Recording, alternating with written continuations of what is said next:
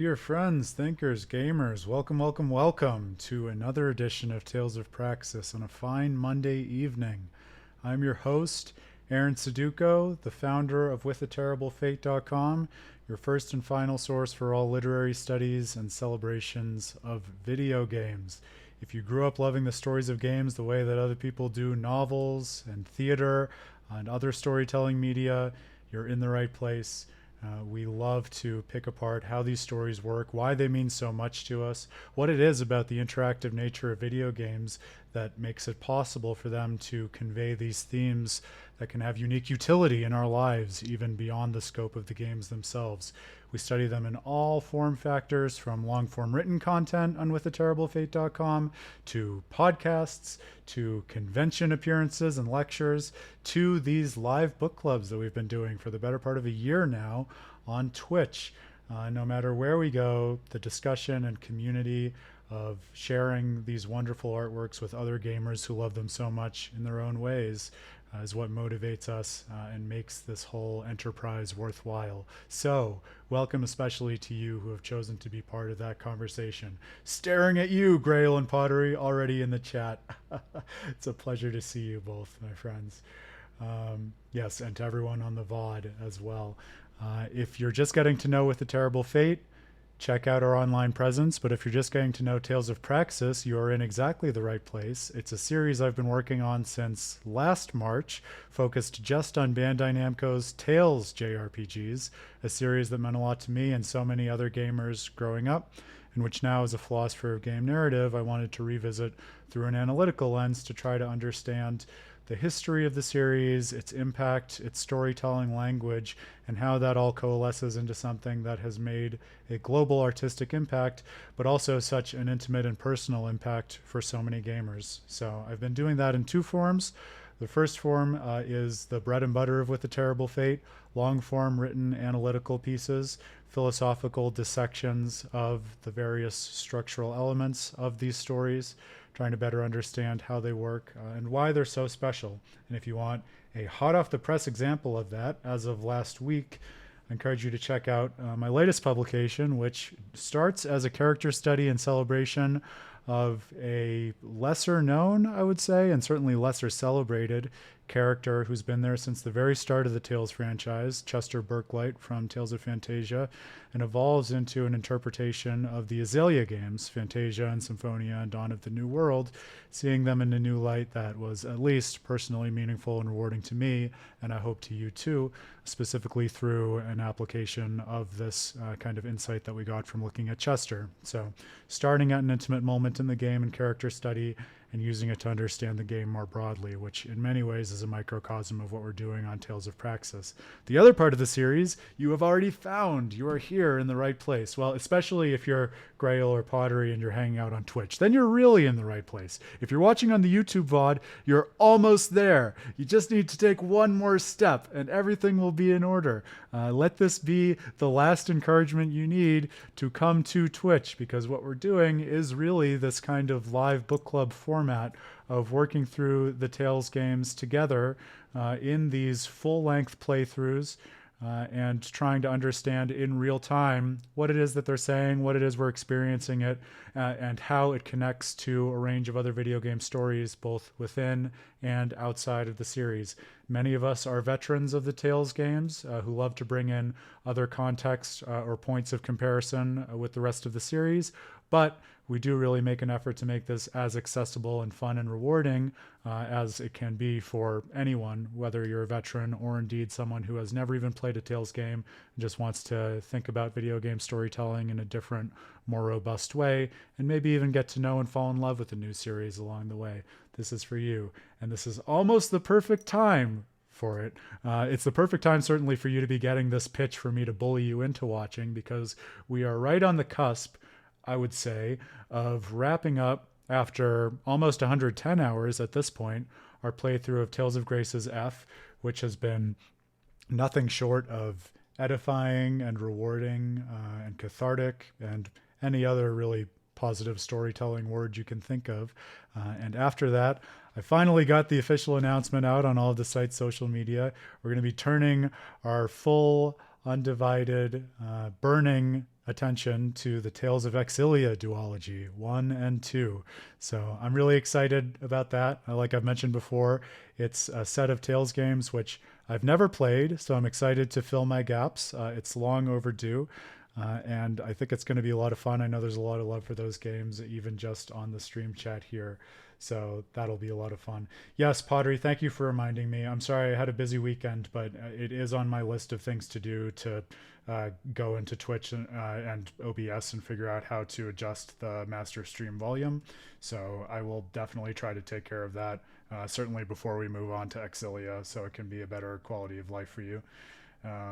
Because well, I'll say this, Grail. I get where Pottery is coming from because I can get it loud enough for it to be what I need it to on my machine, but I also do find that I need to bump it up. So I get where he's coming from. So hopefully I can figure out how to fiddle with the settings. And it's always a work in progress until it isn't, even after almost a year, right? So yeah, the Xillia stream is going to be a lot of fun. As you might expect, we're going to play through and not rush, but just get to the end of Tales of Grace's F. And then it'll be the appropriate time, I think, to take a step back and make a game plan for when the Xillia stream will actually start. My guess is I might push it a couple days to just start on a Monday or try to get people interested in engaging, especially if they haven't been on the stream before. So if you are a Tales fan, especially if you're a Praxis gamer and you have other Tales fans in your life, feel free to encourage them to join too. This is so much more fun with more voices at the table, more members of the real life JRPG party, and it's a great time for them to come in and get involved. So pitch them, and hopefully it'll be a really fun kickoff. I'm also thinking, just because I know me and I know the way I consume games for the first time, and I can already see falling down the rabbit hole of Xillia and Xillia 2 very quickly. I've been considering expanding the stream hours a little bit. I don't want it to be overwhelming to anyone, and I mention it now because it's definitely something that I'm just turning over in my mind without having made a decision, but I really liked the extended Beyond the Dawn streams for being able to sink my teeth into that new piece of Tales content in sizable chunks at a time. So I think even if we maybe consider adding an extra hour and keep the same schedule Monday, Wednesday, Friday, that might be fun and rewarding for me. But this, more so than any other piece of With the Terrible Fate content, is definitely a community effort. So as we get closer, feel free to let me know what hours, what schedule is convenient or not for you, especially for the regulars who add so much to the series. Want to make sure that it's something that we're all excited about and that we don't overtax people with.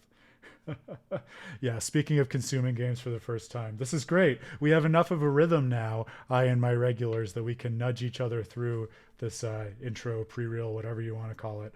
So Pottery, yes, I will take your bait. I did also over the weekend finish Inscription, since we're talking about things that we've been playing and working through, and this was at the suggestion of Pottery, for those who don't know, and several other gamers and game developers specifically in my mind, in my life, which actually makes me feel maybe there's something interesting about this being a kind of developer's game. Having finished it now, I kind of felt a certain way about it in that sense.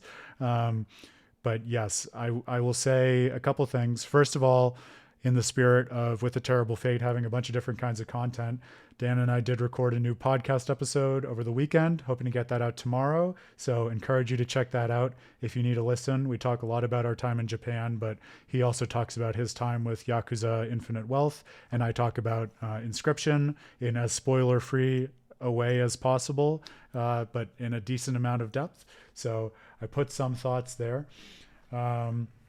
And I think what I would say is, first of all, everyone should play it. The biggest accolade I can give it is that it was the first game in a long time that got me to stay up until, I think, 1:15 in the morning to finish it on Saturday, and then an additional 45 minutes until 2 because I immediately felt like I had to go on the game's wiki and make sense of this world and what was going on, which hasn't happened to me in a long time. So I enjoyed it as much as anything else for that reason, but there was so much that I loved about it. You should all play it so that we can talk about it. Pottery, happy to DM you, or we can chat off stream too, because I don't want to spoiler such a spoiler-centric game for people who haven't played it. But I will say, I'll give you my rough highlights, and then we can dive into it more if we want. There were so many little things that I loved about it. We talked a little bit last time about how I was really blown away at the way it just expands its world over and over again in a sense that I really hadn't organically felt since probably Tales of Symphonia as a kid. I thought, especially knowing me, like if you know me and you know the game, this will be a foregone conclusion. But the things that it did with how it represents its avatar and how it challenges you to consider which entity in the game actually is the avatar and where you invest your attention as a player in terms of which character you're actually emotionally caring about was very interesting, and I got a lot of fun payoff out of playing the game of keeping track of who I cared about over the course of the game. All of the relationships between the characters within the world, especially going from the second act all the way onward to the finale, was really touching, and I felt like it had a lot of pathos and comedy, and just unwinding those relationships was very, very fun for me. And especially, again, I don't want to get too into spoilers, but getting to know those characters in the world, let's say through seeing their visions of how they in particular would like the world to be, especially as it's borne out in the end of the game. If you know what I'm talking about, and Pottery, I'm sure you will. That was super cool. And that's just a gaming experience, I think, that will stay with me for quite some time. And then just the whole aspect of any time that a game tells a story with a heavily layered narrative, I'm a sucker for that. So I won't say any more about that for fear of spoiling it. But those were the highlights and nuggets I pulled out. At least you can see me looking at my screen here when I was talking with my other buddy about it, with whom I started my playthrough when he was hanging out at my place. The thing that was interesting, and I talk about this a little bit on the podcast, so I won't belabor the point here, but Pottery, especially since you heard me last time compare it to Undertale, I almost got this feeling of sitting here and asking, man, have I just been playing too many JRPGs? Am I oversaturated with that form of storytelling at this point? Because especially as of the last stream when I was talking about my progress in Inscription, I was really interested in and keyed into seeing how the story was going to come together into one sort of central thematic insight or message that it wanted to express in the way that I would say is just table stakes for a JRPG or many similarly modeled forms of storytelling in video games, but also in storytelling more broadly. And it felt at the end of the day very self-consciously like it wasn't interested in doing that. So I ended up having much more trouble than I expected in squaring the overall framing narrative of the game with everything that was happening within the world in a way that I kind of wasn't expecting. And it was a little hard not to be frustrated by that, because I was really drawn in by everything that was happening within the nested world, so to speak. But then after all of that had transpired and we were drawn back at the end to the framing narrative, it was really hard for me to square that with all of the pathos of those character-driven experiences that I was talking about. So I ended a little bewildered at the end of the night, which was part of why I immediately went to the wiki to try to make sense of it. And I slept on it, and I walked the little nerd who you can hear barking off camera the next day. And I thought up kind of my own little pet interpretation in the spirit of treating the works of art we engage with charity and trying to understand, the value in them before criticizing them. And I looked at the tension I was seeing in the story and asked, well, is that maybe the point? And is there a sense we can make out of it? And I got like a half-baked idea that was kind of satisfying to me, but felt a little apologist. But again, we can talk about that more off stream in order to get into spoilers if we want. But just having to negotiate that question of, well, it doesn't really feel like there's a core message here at the end of the day. How can I make sense of the game and my experience in the absence of that? Felt like something that was deeply unfamiliar to me because of all the time we've been spending on Tales of Praxis and with other JRPGs over the last few years. So that was interesting to me too. And not in a way that makes me regret playing the game, because like I said, in the first place, there was so much about it that I loved. And in the second place, for the exact reasons that I'm talking about, I came out feeling like it was just a very different kind of game that was interested in giving me a different sort of experience than what I'm used to in a lot of the games that I play. And between that and the fact that it was much shorter, I think it really did sort of sculpt my agency and attention in a very different way than most of the games that I play nowadays, which made it feel all the more like a palate cleanser and made me feel, I would say, a little more limber when it comes to the other games that I'm playing. So it was really nice, as much as anything else, as a sort of mental exercise for thinking outside of my little box of how I usually think about games. Yeah, and like I said, Pottery, it was really like I felt like I was doing some mental gymnastics to come to that conclusion myself, but it was in the spirit for thinking about it, kind of from the development first and the authorial intent perspective. So I think you might find it especially interesting. We can chat about it for sure. That is a great point. And of course, that is not the first time that a Discord has come up. Regulars to the stream know that despite being such a fan and thinker about video games, I'm a little bit of a Luddite. So things like putting together a Twitch stream or putting together a Discord server are a constant work in progress for me. But that is perhaps a good excuse to finally finish the ongoing process of making one, because every couple of months I try to put some effort into putting one together and it never quite gets off the ground. But especially now that we're also going to be starting a new title with Tales of Xillia, that could be really good timing for that. So, actually, I'll put my money where my mouth is and just make a note right now so that I don't promptly forget about it after this stream. Yeah, so those are my general thoughts about Inscription, and I will echo what Pottery was already nudging Grail about again. Play Inscription, want to be able to talk about it with everyone.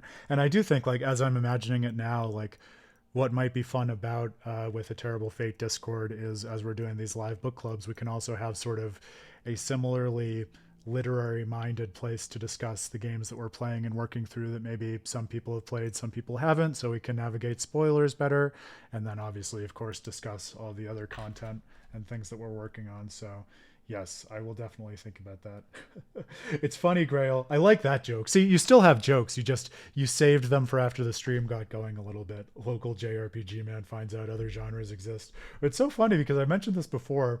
When I started out in the philosophy of games, it was not with an explicit focus on JRPGs, and a lot of the first games that I looked at, I would not say were JRPGs in the sense that something like Tales is. Like Majora's Mask was kind of the rock upon which With a Terrible Fate was founded. Dishonored was one of my first main focuses. And then, of course, there were some other JRPGs in there, like Nier and Xenoblade, but horror has also been a big recurring motif for us in terms of genre. But yeah, so I don't know whether it's a matter of thinking more about where a lot of the innovation in video game storytelling happens, or if it's more of aging into myself a little bit and thinking more about the stories that resonate with me and the kinds of practical adventures that I'm interested in going on in video games. But between Final Fantasy VII and then Xenoblade and now Tales, I've definitely been wrapped inside of JRPGs for a long time. I just kind of feel as if I fell into it by accident in a funny way. So maybe I'll write some kind of reflection on it at some point. Luddites didn't have technology indiscriminately as a whole. They were specifically opposed to it in the cases and ways where it could harm and oppress people and labor. It didn't hate technology. That makes more sense. Thank you for correcting yourself. Very interesting. That is not something I knew about Luddites. There you go. So, yeah, thank you, Pottery.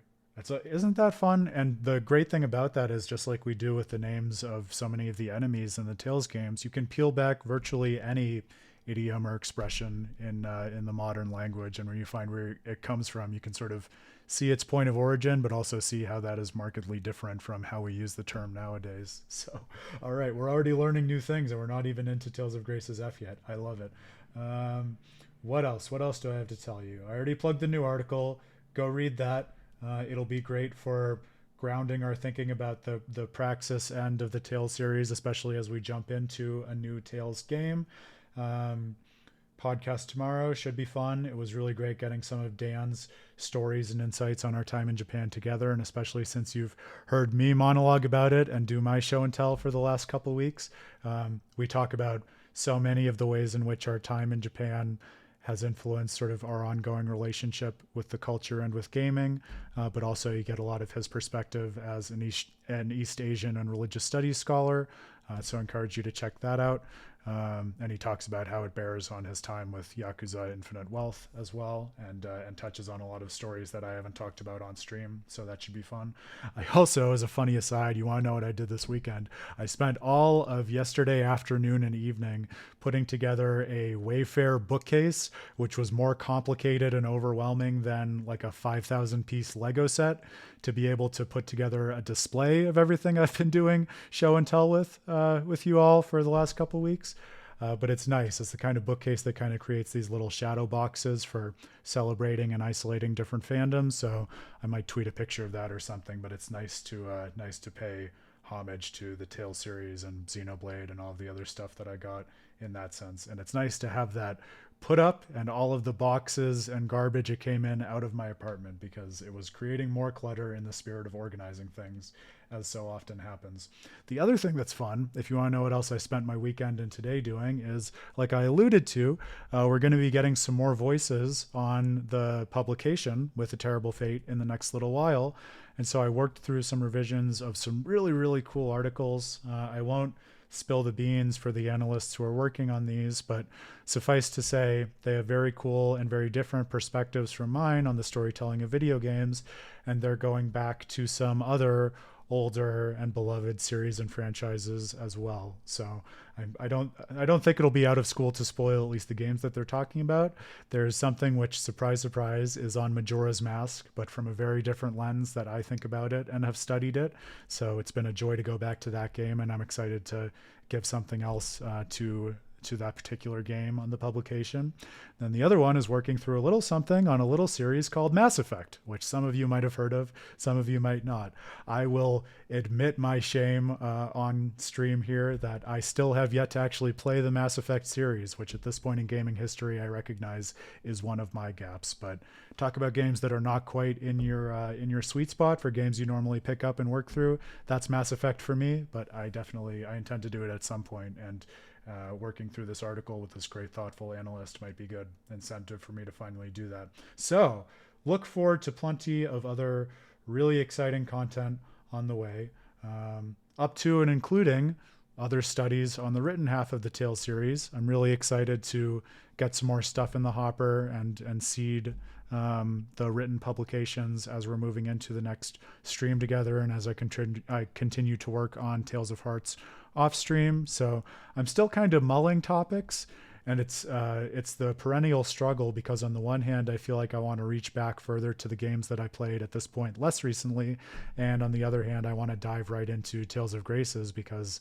I'm so caught up in that experience right now. But I'll just say, without promising anything at this point, for the benefit of the stream, as I've been walking around and thinking about things the last couple of days, I've definitely gotten a renewed hankering to think through the desolation and that wonderful world and complex of issues that we find in Tales of Xillia and Berseria. If you watched or participated in those streams that we did together, you know that I got really interested in thinking about what the duology as a whole has to say about the way in which we make possible a kind of ethical discourse with others, and thinking about Tales of Berseria as this kind of foundation for thinking about how to make sense of our emotions and the non-rational aspects of our nature in the first place, so that then we have the potential of doing the work that happens in Tales of Xillia, of coming to terms with what it is that we recognize as something that is meaningful to us, and being honest with ourselves and the outside world about it, which I think then, in an interesting final step to the process, makes possible the kind of ethical negotiation between heroes and villains and simply different peoples in the world, like we see in a lot of the negotiation scenes that happen between Alicia and Sergei, those two different nations of Rowlands and Highland, at the end of the game. So we didn't spend enough time in Tales of Berseria when all was said and done. Got to go back. But like I said, I'm not sure if that's the next thing I'll write about, but those games, especially as I've been working through other Tales games now, they do have such a distinctive flavor to the two of them. Of course, in things like the silly equipment system and stuff that we love to roast, but also just in terms of how they tell their stories and the kind of character portraiture that we get. So that's kind of where I'm leaning right now, but we'll see. You know me, I'm always stewing on at least 5 to 10 ideas, so it's anyone's guess at this point. where we land. What's next on Aaron Plays Something Other Than Tales? It's a good question, Pottery. I'm kind of two minds about it because part of me wants to selfishly mine the list that you have given me, especially given how fun Inscription was. So to consider something like Tunic or Outer Wilds. But then another part of me feels like there were so many releases that I missed last year because we were getting the Tales of Praxis series off the ground that I've heard really great things about and I want to be able to sink my teeth into. So maybe I might pick up one of those. On that short list is Amnesia: The Bunker, Alan Wake 2, the Spider-Man sequel, and I think something else that's escaping my mind right now. And then, of course, the other option is, since we are now rapidly approaching the release date for Rebirth, I need to do some kind of refresher just to have that lore somewhat fresh in my head. I don't know if that'll look like YouTube videos or brushing up on the wiki or something like that, but always a million things pulling my attention in a million different directions, as I know you know. I know. I didn't expect your level of, as you say, feralness when we started talking about Outer Wilds, but it's got me excited to dig into it at one point sooner or later. So it's definitely on the very short list, and you guys know I'll keep you posted no matter what I end up choosing. I definitely Inscription has renewed my awareness that I need palette cleansers to keep my just energy and awareness and critical lens up and sharp. So you better believe it won't be that long until I get something else into the rotation. I think it'll be nice just to have something on the back burner throughout these Tales adventures that we go on together. If for no other reason than to spice up and break up the conversation like we're doing right now. You had a vague thought on design, but it wasn't clear enough and you lost it, Grail. All right, if it comes back to you at any point in the stream, you know I'm going to want to hear about that. I know. Well, in Pottery, I think you especially will have fun with this Mass Effect look because, again, without giving away the twist in this article, it's by an analyst who has contributed to the site before.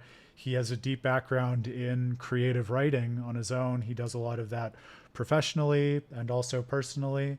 And so he's approaching one of the hard problems of the series from the perspective of someone who is a fan and a theorist and also a writer. So even as someone who doesn't know Mass Effect, it's been a lot of fun for me as a way of getting inside his head and getting some writer-oriented insights about gaming.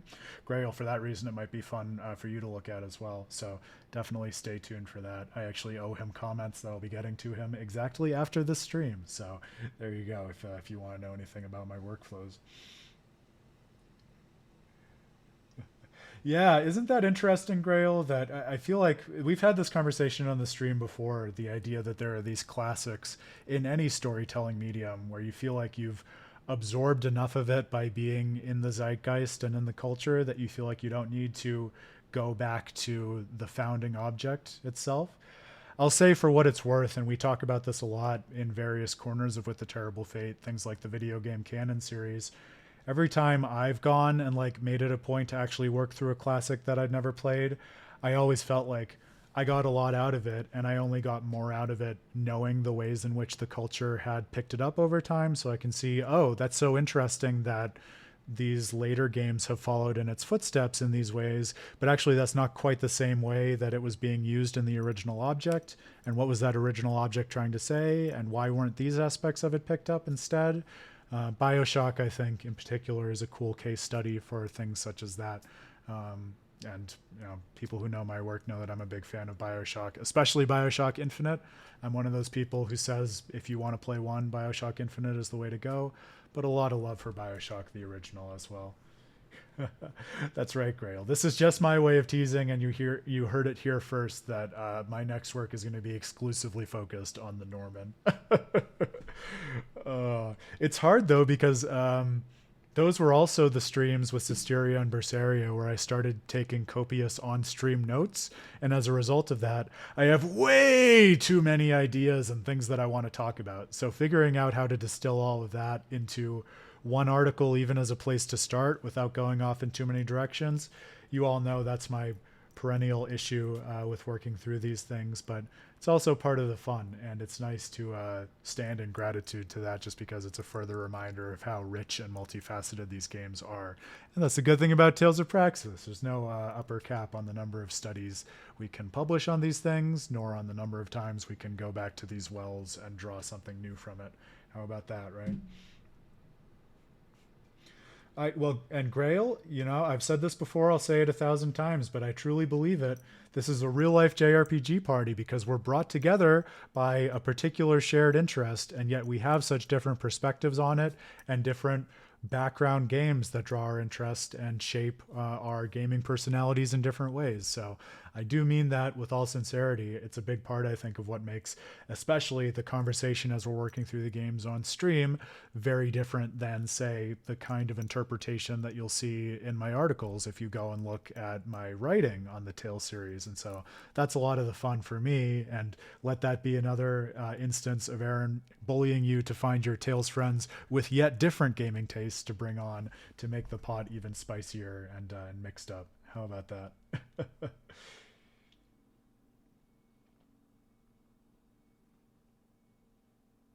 Yeah, Pottery is saying the same thing I do about classics. I appreciate that. Why do you say interesting, Pottery? Is it a knock against me that I'm a BioShock Infinite fan? I'll say for what it's worth, because it sounds like you don't know this article of mine.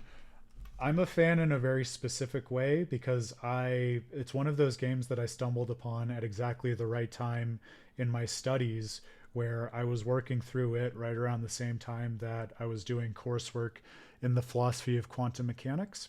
And it made me think, oh, wow, this is a really interesting case of sci-fi that I think uses some pretty sophisticated elements and interpretations from the philosophy of quantum mechanics to tell a pretty clear and emotionally moving story in a way that I think you can't always necessarily count on from what people oftentimes call hard science fiction. So if you're interested in taking a look on it from that very, very specific perspective, encourage you to check that out. I'll share it right there for people's consumption. But yeah, it was actually the one excuse I had to talk to its creator, Ken Levine, a little bit, because after I wrote that, I shared it with him, and he said he was a fan of the work, and it was right when I was starting out with all of these studies and philosophy of video game storytelling, so that was a huge shot in the arm of confidence back then, which I appreciated. All right. Well, and that's fair enough, Pottery. Look, I took it as a win that I was able to do that with something like Dawn of the New World. So if I can do it there, as you say, anything's possible, right? So if you do read it, let me know what you think. Happy to chat about it with you. You attempted to do the finals and you did not like it. Is the finals, is that a relink thing or is it something different, Grail? I don't know what that means. Hey, Random, nice to see you back. Welcome back to the stream. Pleasure to have you. All right, my friends. Well, I think that's the long and the short of where With a Terrible Fate stands, and hopefully you'll agree with me. The promise of an absolute deluge of new studies and content that's coming your way soon. I'm really excited about it. Dan has suggested to me he's about ready to get back into the grind of publishing regular podcasts on Pokemon too, his great series, which he started last year, Pokemon Rose. So I'm not sure of the exact timing on that, but I'm excited about that. Excited to share them with you as well when that comes through. Okay, a first-person shooter, free on the PlayStation Network. Talk about aspects of gaming culture that we could probably talk to death, even though it's not directly related to the kinds of tales that we're studying. But free-to-play games, something that I still haven't come around on. I know that there's, an increasingly popular mode of gaming distribution, and there are many that I've played, especially I've fallen into the vice grip of free-to-play mobile games like Final Fantasy Brave Exvius at various points in my gaming career, but I think I'm always going to be the kind of classic guy who's going to say, give me a full finished experience that you want me to pay for once, and I'll pay for once, and it's worth what I paid for in terms of the story that it's telling and what it wants to express to me and how I carry that forward in my life. And I'm not saying that's impossible in a free-to-play game, but I feel like it's a challenging hurdle just by virtue of the format and the economics of it. So that's my unexpected thought on free-to-play games as we ease into this. We have a fun couple streams ahead of us, I think, because again, after working through a heavy and multifaceted story on Tales of Graces and Tales of Graces F, and even thinking about the convoluted yet narratively rewarding ways in which those pieces are connected, like we talked about last time. We are now well into the post game, and it looks like, as Grail is saying in the chat, into the EX dungeon. So it'll probably be a very different flow, which has less to do with thinking about the story moment to moment, although I'm sure as we continue to process the ending, we'll have thoughts that come up, and much more to do with probably Aaron grumbling and how to work through a relatively infamous post-game dungeon, which he can't remember whether he did before the first time he played this, but chances are good he'll either have acid flashbacks right away or realize it's something new for him. So remember, what you're gonna bully me about is that I said at the end of Act 4 I felt pretty confident that this is a perfect game. So I'm willing to stand by that no matter how hard it gets, but it might get pretty hard, and you might be questioning me as we go forward here. I had a couple other thoughts, I think, just to give us some narrative again before we jump into the dungeon with a capital D. I thought, first, I don't think I mentioned this before. I kept meaning to and then forgetting about it because I would keep rolling the opening cinematic and then getting into the stream. One thing that's cool to note, which didn't click with me until we were done with the fourth act, but in the very first moment of that opening cinematic, when you see Sophie before the tree on Lant Hill holding the flowers that blow away that kick off the cinematic, Sophie is in her form synthesized with the Little Queen. So really a narrative that begins its story of growth at the point of its conclusion, and really the story that is being told by Sophie to inspire this child. I thought that little flourish to me too was very cool and felt very Tales of Graces F in terms of the themes that we've been peeling back. Another thing that was neat was, I don't think it was just the green hair. I think it's a testament to the deeper themes and substance of the game than just that connection in their character models. But I found myself thinking this afternoon about Emerald, kind of wistfully and regretfully, saying, man, you know, Emerald seemed like such a late-stage villain at the time, trying to seize the power of Lambda in order to completely drain Affinia for the sake of Phodra, and really say that no one we had gotten to know in the story has any value, and she's the one who's going to be the god and the new authority. But looking back on it, I mean, in the first place, that wasn't even Emerald. That was a robot manufactured to emulate her. And then even on top of that, now that we've had this whole experience of getting to know the planet of Phodra and redeeming Lambda to the point that instead of possessing someone like Richard, Lambda is actually willing to have a long and extended conversation with the soul of Phodra for the sake of rebalancing the universe. Like, in a world where that kind of redemption is possible, how sad that that's not available for Emerald, whom we don't even directly get to interact with in the story. And also even for the robot based on Emerald, right? Like, if you think about it, it's not unfair, I would say, to compare that robot synthesized from Emerald's personality with Sophie derived from the soul of Phodra and this collected consciousness of that world. And to see that in both cases they had this kind of directive and heritage put upon them that they were basically asked to emulate. But Sophie was not only able to liberate herself as someone with her own identity, but then as Lambda was able to pass it on to the Little Queen, who was left broken and sad and isolated at the end, and heal and redeem and synthesize with her. So how sad that Emerald was just relegated to this role of someone who teaches you about the world and then grasps at this yet unrealized form of Lambda as this power cell to achieve her own pre-programmed directive. right? This is not a new theme. We've talked quite a lot across Tales of Praxis about the idea that some antagonists can be redeemed, some cannot, and understanding the reasons why can be really hard, but also rewarding in terms of understanding what the game is about. So I guess this is part wistful reflection on Emerald, the mechanoid, android, whatever the term is. It's not robot. I keep saying robot. But also kind of something for us to keep thinking about and mulling as we work through this EX dungeon. The question, why is it in a world where virtually everyone else had some path to redemption? Why not her, right? And of course, some other people were, not survivors in the narrative. People like Kurt come to mind. But even Kurt, I feel like, got a kind of redemption that was not available to Emerald at the end of the day. Humanoid, thank you, Pottery.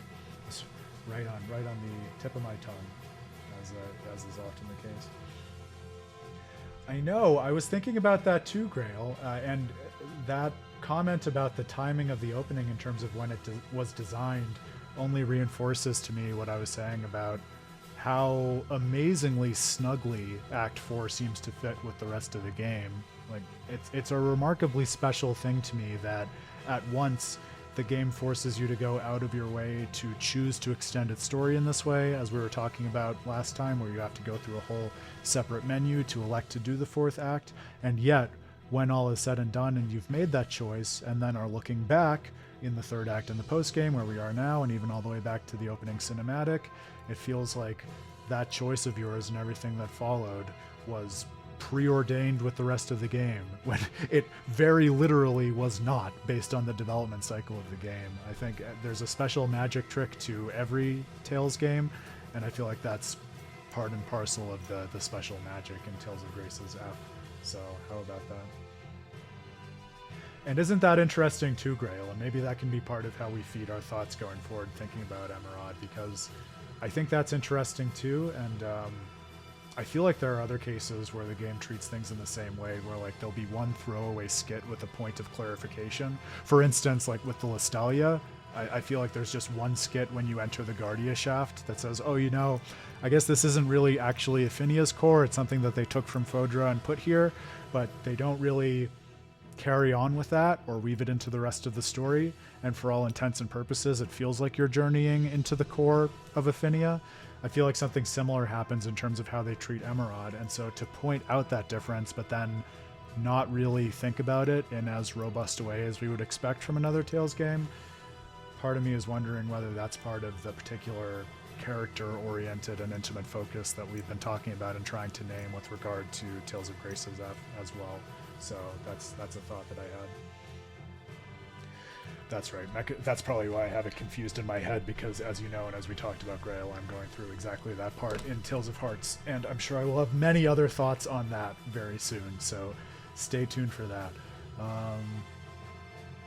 Yeah, another thought that I had, and this is not as fully fleshed out, but just remember, we went through a lot of time thinking about names and sort of the given purposes of characters earlier in the game, right? So the idea of Protos Haste, Sophie's given identity and given name as the first one, and Lambda as this name that can represent so many things, but points to uses in things like dark matter, that aspect of the universe which guides so much of it without really ever being there, and also this kind of logical abstraction that takes the particulars of equations and allows them to range over a number of variables. And we talked about how that can have a relationship with what was at the time the possessive nature of Lambda, taking control of something like Richard and subsuming his purpose within Lambdas.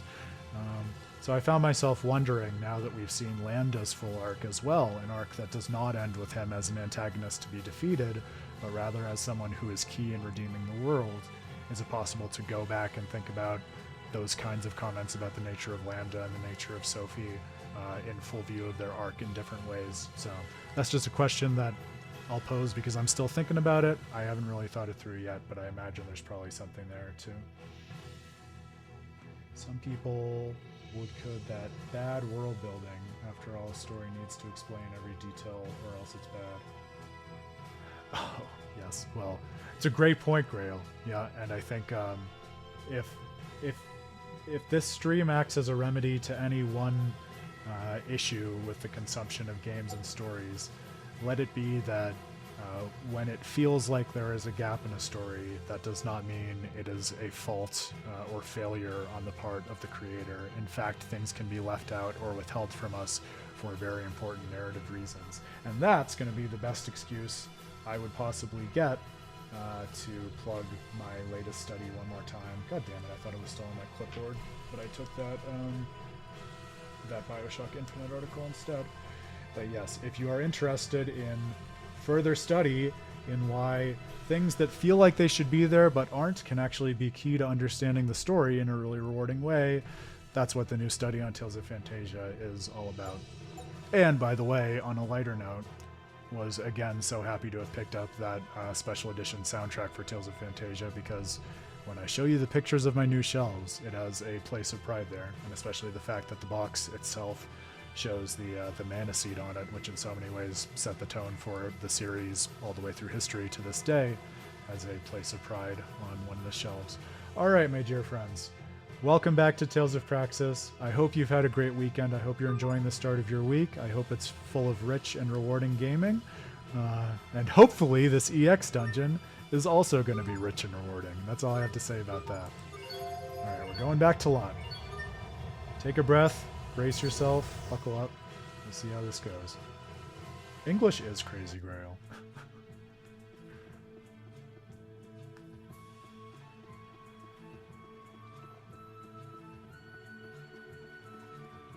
Between you trying to type and Aaron trying to talk, we'll make one modestly competent English speaker out of the two of us before we're done here.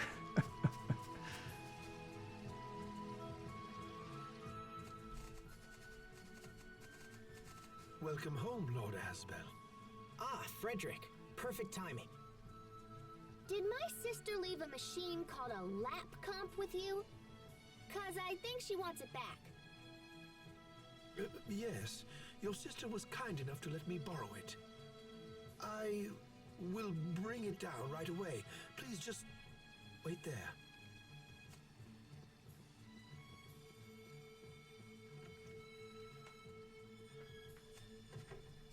Pascal, what's a lap comp? Some sort of gizmo my sister cooked up. I don't know what it does. It's odd to think that Frederick would need to borrow a machine from Fourier. Asbel. What is it, Sophie? Do you know something? No, look. It's the sky. The sky? Oh, Jesus, that's not what you want. Those people just fell out of the sky. We have to help them. People or humanoids? Oh my gosh, they're humanoids. I gotta check this out.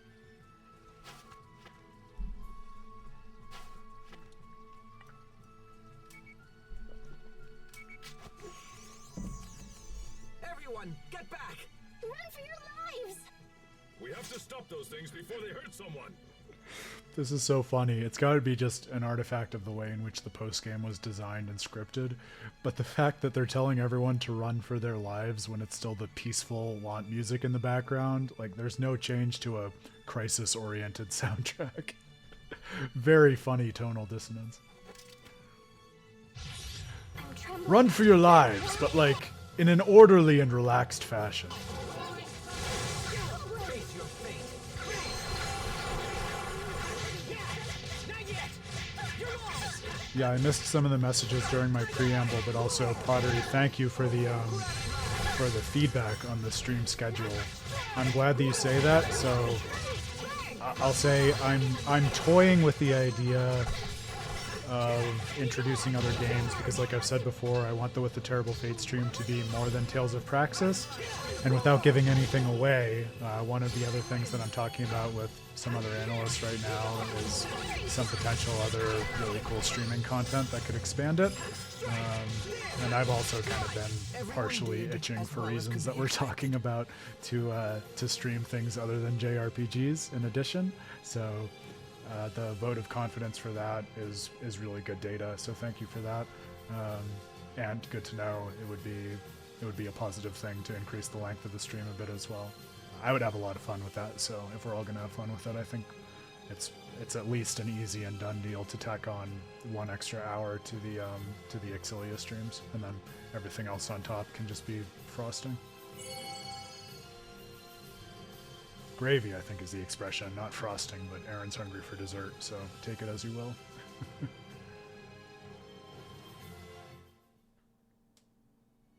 Ooh, that's good to know, Pottery, because that does not go without saying. So, Those were the same type of humanoids we saw on Fodra. all right, I will take that under advisement. Is it possible they fell all that way? Yeah, I'll also, I know I'm interrupting the start of the EX dungeon now, but this should be known for all With a Terrible Fate content. Like I say, the community engagement is why we find this so valuable. So if there's ever anything you'd like us to dig into or study or work on, please feel free to be vocal about that. But especially for the kinds of things that would be fun to go on a real-life JRPG adventure about, that is, things that you would have fun watching streamed and also unpacking live in the way that we do the Tales games, please feel free to let me know what kinds of genres or games would be rewarding for you outside of Tales of Praxis, because it would be, you know, much easier for me to make those decisions in terms of planning programming, knowing that we could have some really fun and rewarding conversations about it that everyone's geared up for, rather than kind of just guessing based on my personal preference or something like that. Considering the mass of the planet and the gravitational constant, yeah, I think that's pretty much impossible. So where did they come from? Resident Evil is another gap of mine. It is a series that I will sheepishly admit I have basically never touched, despite hearing a lot about it and absorbing it, as you say, Grail, through osmosis in the culture over the years. So that could be a fun one. That's also a fair point, Grail. It is worth remembering that we oftentimes go over time anyways. Maybe I'm making a bigger deal out of timing than I need to. What? What do you see? No way. Grandpa! Yeah, that's a good point about inscription pottery. I half feel like the reason my friend got me to start it while he was here was just to watch my reactions and nothing to do with the game per se. So, yeah, and any game that has big reveals or unfolds in that surprising way, I feel like is great streaming fodder. Lord Asbel! Sherry! What the hell? Help me! Oh my god. Stop clowning around, Frederick. Alec. He can fly? This isn't the time for nonsense. Be serious, you two. We're gonna get you down, Frederick. Just hold on. Oh, this got silly real fast. Yeah, or similarly, Grail. Who's using tractor beam on Frederick? Archie? Archie, come out from behind that tree, Archie. Hey, check out that thing he's holding. It must be the lap comp my sister was talking about. Hey, throw me the lap comp! I cannot. Oh dear me. Oh my stars and garters. Boo! Come on, just give it back already. Come on, guys. Let's get to the roof and see if we can help. It's so funny to me that this is fully voiced when you think of some of the content in the game that isn't voiced. Too late. I think I'm going to. Lord Asbel! That's right, Pottery. This is before incognito mode was invented in the world of Affinia. Frederick!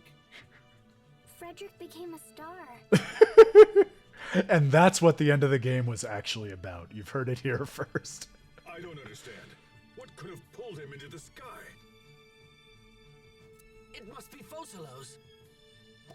The big ring that surrounds Affinia. Oh, are we finally going to learn more about Fossilos after 110 hours and mostly as a joke? I didn't have that on my bingo card, but I'm in. But why? And more importantly, how do we get there? Why not just take the shuttle? Confirmed. We were in Turca Lumere the entire time, Pottery. I knew it. We all knew it. That's why we've been talking about Vesperia so much. It's on brand. Right. Let's get going. Lap comp, here we come. Oh my gosh. Hold on, Grandpa. The Zhonecage. All right, buckle up, buckaroos. It does get silly real fast, but again, I'm a broken record on this because it blows me away with each passing stream of it. I still can't wrap my head around how good Graces is at punching up the comedy to a ridiculous extent, and yet equally hitting you hard with just totally devastating moments of pathos and tragedy and heartwarming camaraderie and just all of the other emotions on the JRPG palette. So few stories can get away with doing both even-handedly without undermining themselves in the process. It's just such a special game, you guys.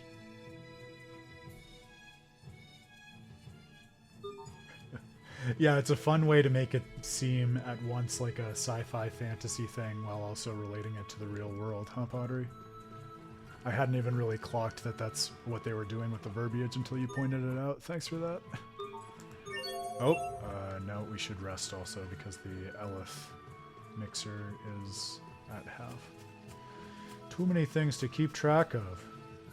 But see, unlike those other games that I'm thinking about going back to write about, I'm actually capable of keeping track of all of these gameplay systems. And I modestly enjoy it.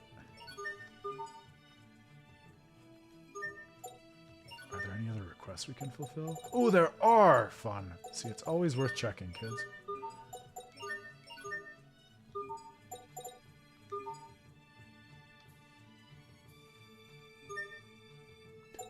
Yeah, exactly. I'm already debating, like, okay, I want to go back to celebrate those two games. Is it worth talking about all of the convoluted gameplay stuff? Would it be rewarding to do that?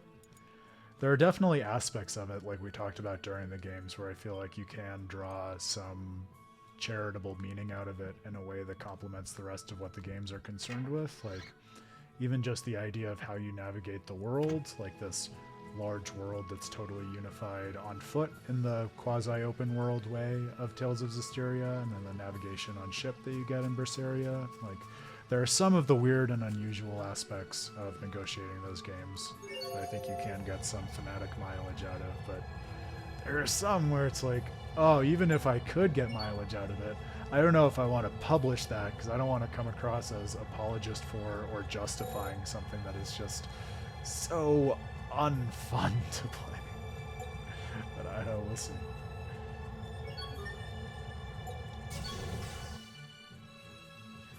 And see, that's a good point, Grail, and that's the kind of thought that I could see going back to in my written work. The idea that parts of it being like hard or painful to navigate can have narrative content. Because I do think more often than not, it's not an excuse categorically for bad gameplay systems, but especially within thoughtful games, sometimes I feel like there's a method to that madness. Maybe we go in through there. Hold on. We should think this through. That's right. It was Turca Lumere, but it was also the Desolation the whole time. Plot twist, all the worlds are the same. We solved it, you guys.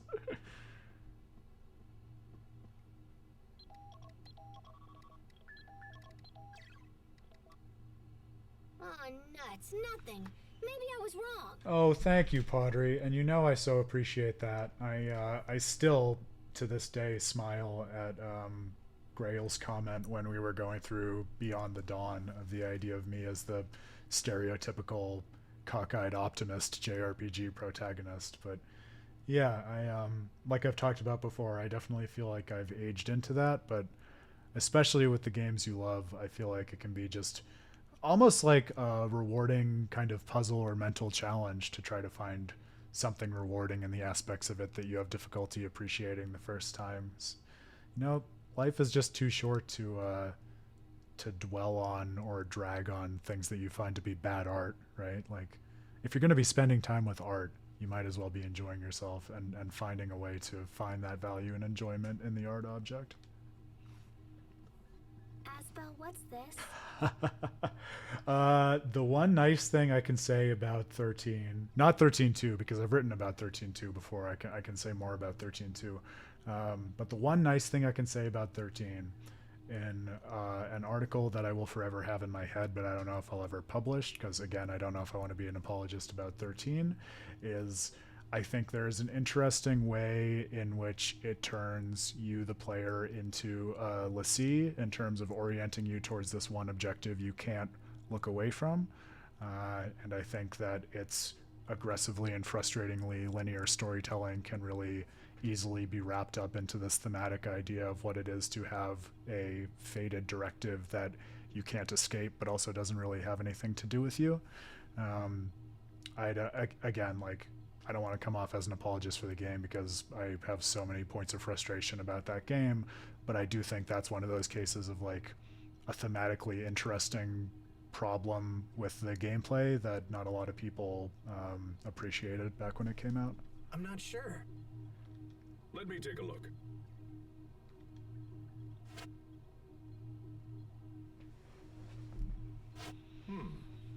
I'm not sure either. Pascal, may we borrow you for a moment? I also love the music of Final Fantasy 13, I should say. Pascal?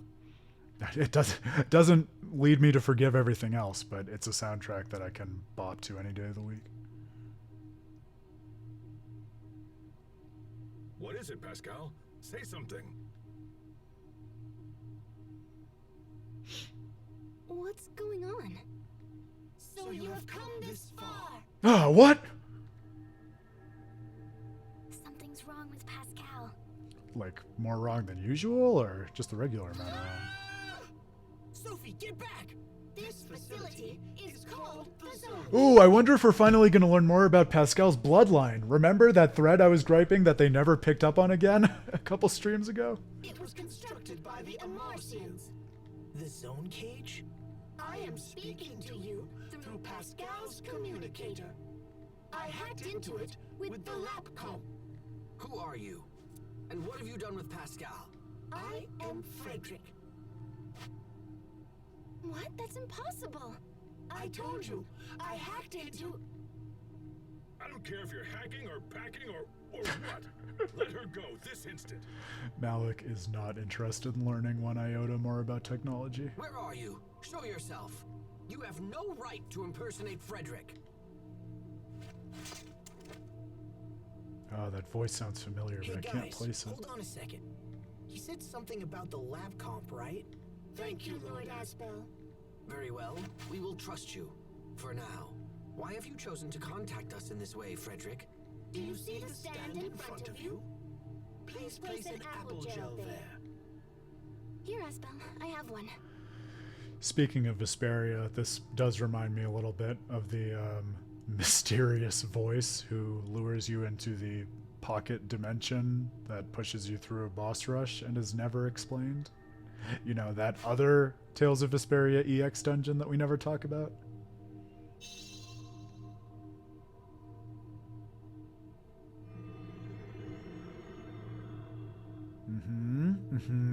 It opened. Okay. I assume we go through here now, Frederick? Yes, go through the portal and... Oh no, they have found me. I must hide. No, unless I missed something, Pottery, and I'm fairly confident I didn't. It's one of those things I talk about in my study where it just bottoms out in a mystery where the party's like, oh, I guess we'll never really know what happened there, because the voice is not identified and it's not really explained what he was after, nor our cameo friend's presence at the end of it. The other EX dungeon, the Necropolis of Nostalgia, is certainly explained, but to my best recollection, that one is not. What's wrong, Frederick? It can't be. No, stay away from me. Frederick, what's wrong? Oh, Frederick? The voice of the game's producer. That's an idea. Grandpa, oh no. Is he dead? Come on, talk to us. Oh, hey, what? Where are we? Is that you, Pascal? Huh? What do you mean? Don't you remember? Remember what? We have no time for this. Let's go save Grandpa. Right. Let's go.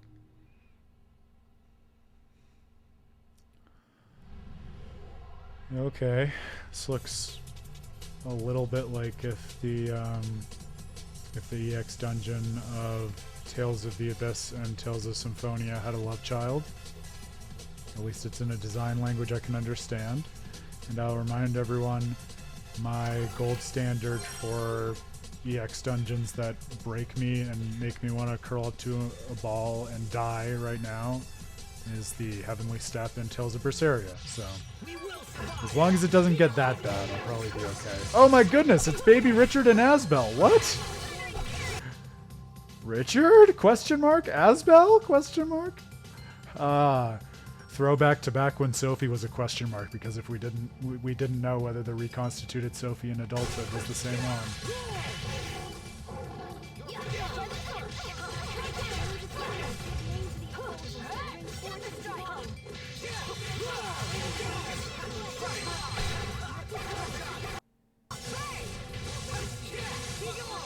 Okay, yeah, that seems like a pretty standard rule set, Grail. Thank you.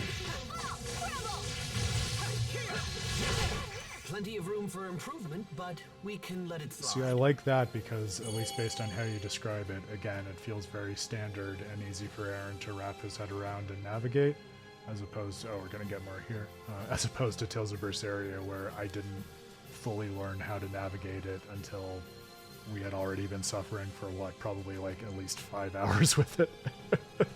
And only then did I realize, oh, this could have been a lot easier than I had realized, if only I had paid attention. While in the Zhonecage, you'll find that a mysterious force increases the enemy's strength, thus diminishing your ability to cause damage. This force will weaken if you defeat enemies or use devices, so bear that in mind before charging into a boss battle. Thank you, narrator, whom we never perfectly identified, although we decided it seemed to be at least some kind of limited perspective that in some cases seemed to be vocalizing the tone of whoever was best positioned to explain things in the moment. That is indeed a weird device. The enemies have been slightly weakened.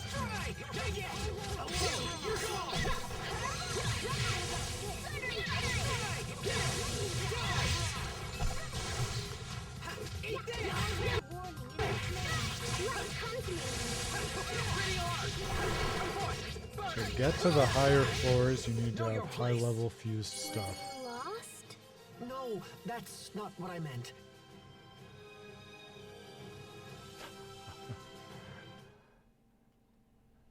I know, seriously, Pottery? Yeah, especially in Tales of Graces, I feel like we're descending through the different realms of hell. You gotta suffer all the way through the full wheel of samsara before you get out to the Pure Land.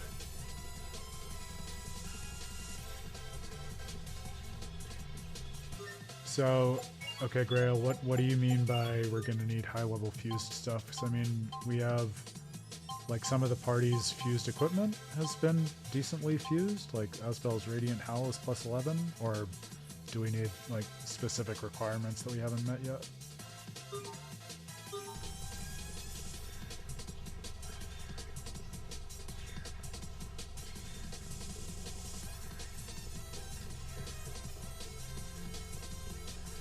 Yeah, like we've ascended beyond the hells of the physical realm into the, into the spiritual hells of doing things like confronting and having to kill our former selves, right? Actually, what a cool and fitting time to be doing this, since, as we said, the entire conceit of this post-game is that we've had to go essentially back in time from the future arc to an earlier point in the party's development. So to have to go even further back and face these previous aspects of ourselves feels very unexpectedly thematically in keeping with where we are now in the playthrough. Alright, we will find out. Oh man, baby Hubert is not a pushover. Why can't he just, like, piss his pants or something?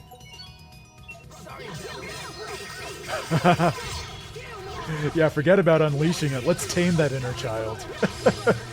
Don't unleash your inner child.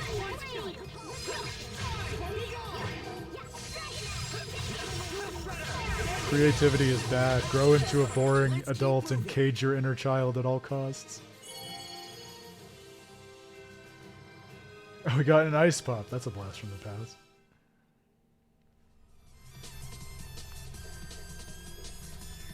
Zhonecage. Ah, got him. Did I not have the first dad joke of the stream this time around? That's something. Is that a good ribbon for Sharia? No. I was gonna say, that description felt like one of the first ribbons she got. So maybe we get like a different quality of equipment on each floor also? So we're starting out with sort of the childhood stuff here?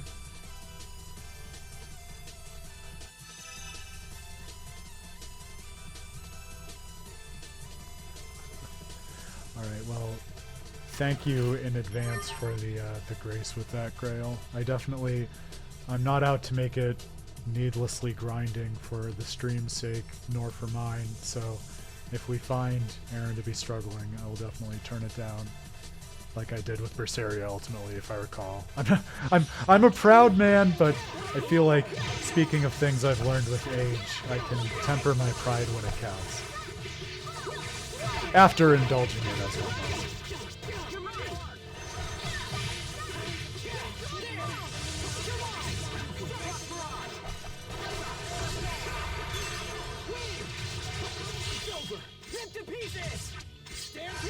Mood scales with difficulty, yeah, I had a feeling. Teamwork is the key. It'll be funny to see a childhood Sophie who is just the same as Sophie. The same on the outside, she's very different on the inside. If this game has taught us anything. Chicken, finally. Ah. Talk about those quality late game drops you can't get anywhere else. I do like this arcade style EX dungeon music. This is something that I feel like is probably at this point a little bit more old school in the design language of Tales. Although I certainly loved Arise's approach to using all of the music from the different games in the worlds that were modeled after them in the EX dungeon. But there is something nice just about a simple arcade style grind to it.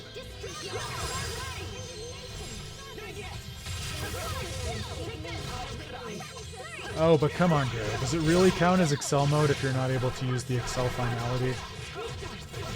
It just makes me feel like I'm losing. We did it, Sophie. We did it, Sharia. Boo. I think you're wrong, Grail. In this 50,000 word essay, I will prove it. I do feel like I've heard it before, Pottery. I almost wonder whether the reason it sounds familiar to me is because they've used it for another EX dungeon or something.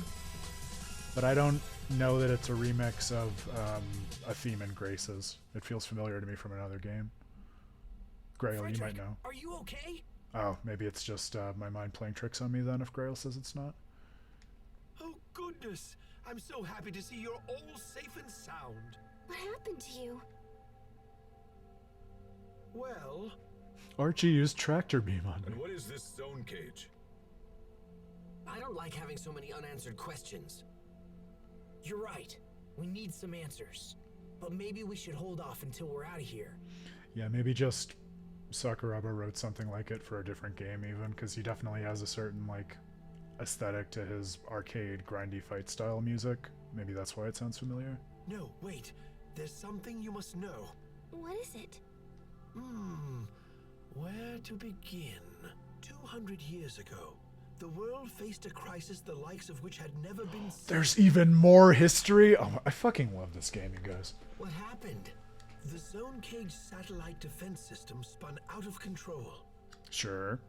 When this happened, the entity known as Solomus was super activated. They are dumping so much on us. What the hell is he talking about? My man! Frederick, are you certain about this? Captain? You actually understand what he's saying? Grow up, Asbel. The captain is exhibiting symptoms of an Eleth high. It will likely begin manifesting in the rest of us soon. Frederick has been alive for 4,000 years, and he's my dad, and his dog is a primordial being that's going to become a human that fights evil. And the guy named Mythos is other Mythos. My apologies. Please, what happened to this Solomus? Solomus called 9 warriors from the surface and formed a fighting force called the Terma 10, with Solomus as the 10th member. The hell? I love that, Grail. Yeah, I definitely feel that. Even as we speak, they are attempting to destroy the world. This is funny, though, because I was so excited to get more of the planet's history because I'm me. But then it very quickly, with that line of Asbel's, made me feel like maybe we've gotten into the deep end of the Tales comedy hour where they're parodying themselves in terms of how crazy the history on history and ancient war on ancient wars can become. Frederick? So How do you know all this? interested to see where this goes. I definitely did not play this during my original playthrough of Graces. I think you got a touch of the ocean madness. I conducted my own investigation as soon as I was brought here. Shut up, Skippy. We gotta dump a bunch of spaghetti into the Zhonecage, and then we'll strain it, and then we'll save the world. Way to go, Gramps. Wow, that is impressive. Good, good. You catch on fast, Asbel. Lord Asbel, I must ask a favor of you. You must fight me. As like a joke, What? or Have you lost your mind? Due to my carelessness, Solomus is now in possession of the lab comp. Zhonecage is a great name. I'm also interested because I'm sure this is just free association word salad, but it's Tales, so you also never know. The idea that this primordial evil they have to now deal with is Solomus, and you may or may not remember, but that other game that came out very closely to Tales of Graces was Dawn of the New World, where the Centurion, whose core causes the most problems and most visibly causes characters to go nuts, is Solum. It is Solum's core, the core of the Centurion of Earth, that drives Dex and Commander Brute of the Vanguard nuts. Oh, crap. My sister's gonna kill me. I am so sorry. My bad. There's a large amount of material on there, which must never be seen by anyone. This really is just a quest to delete his save history. It must be retrieved no matter the cost. Yeah, okay. But I still don't understand why we have to fight you. I was chosen as one of the Terma 10, and to reach Solomus, you must defeat all the other members of the organization. If you do not, I will never truly be free of this place. How could this have happened? I don't want to fight Frederick. Grandpa! Yeah, even that, like Sophie's line, I don't want to find Frederick, feels like a hilariously tongue-in-cheek mirror of all of her agonizing over fighting Richard during the main story. This is indeed a bitter blow. Understood.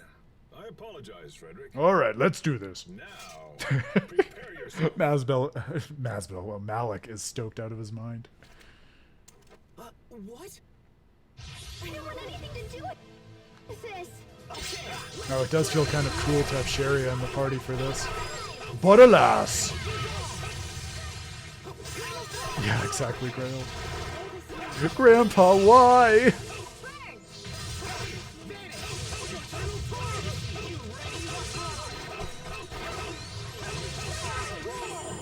Face your fate.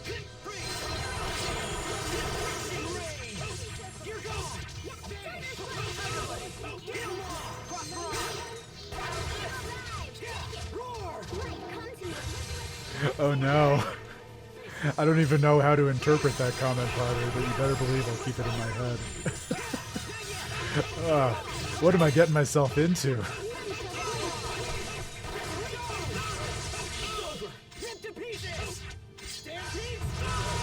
fate is sealed. I do have Incineration Wave at this point, Grail, but thank you for reminding me. Because I got it since you asked, and then I totally forgot to set it.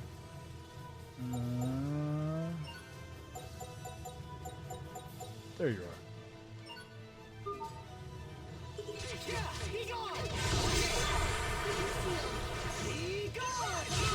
Oh! Incineration Wave, my beloved. I missed you.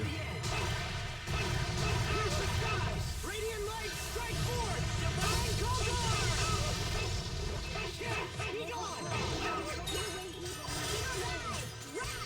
Divine Ready?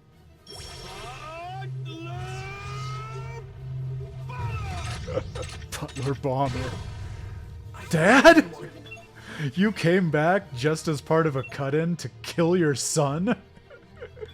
Father, why?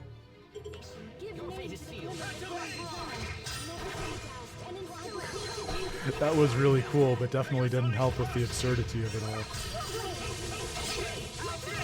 It is peak lols.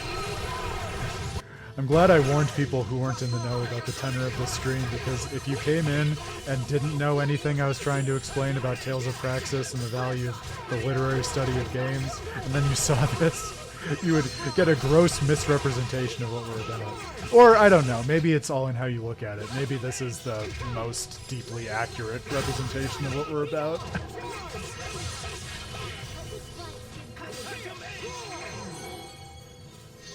I know, what a contrast between something like this and, like Dist's Phonon Lab or Niflheim in Abyss and Symphonia, right? Like, also nutty EX dungeons, but take themselves much more seriously than this.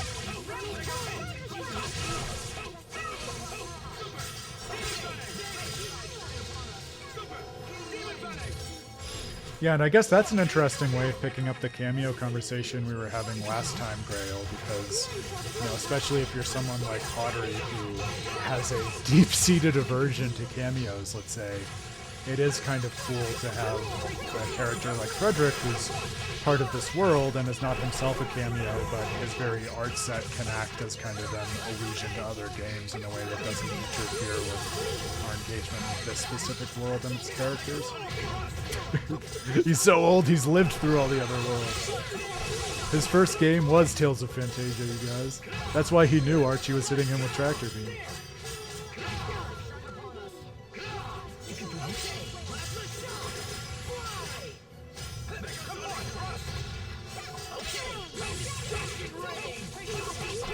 Oh, word, he has Leon's strongest move, so you mean he's able to betray his entire team of friends because of deep-seated childhood trauma he has no agency over?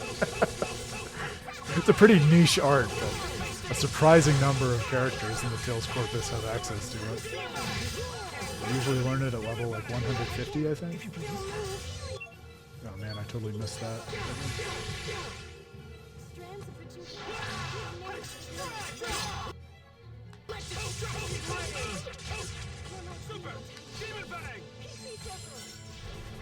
Oh, that Super Demon Fang is really cool. If you please.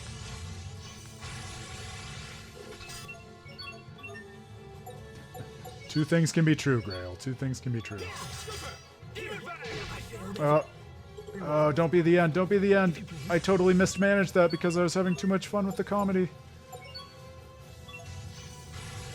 Cheerio. Use the item. Stop guarding. Thank you.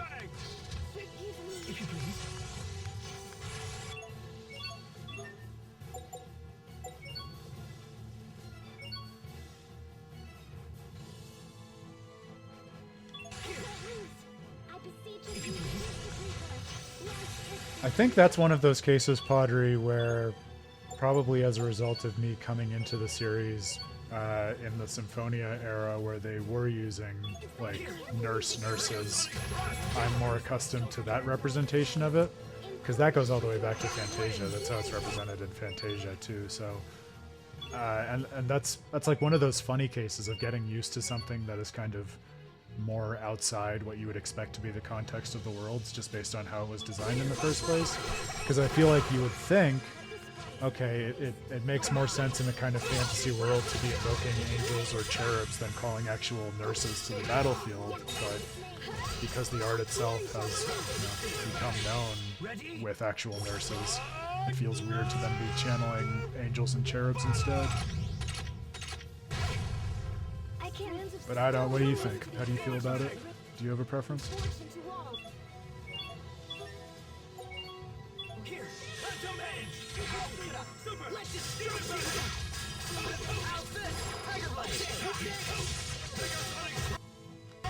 Oh, this guy. Be gone! Phantom Edge!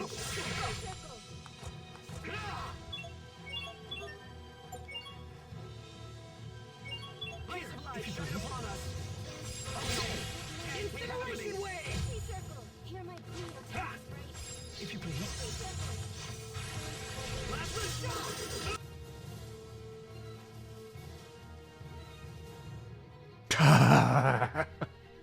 shot! Burying the lead as always, Pottery.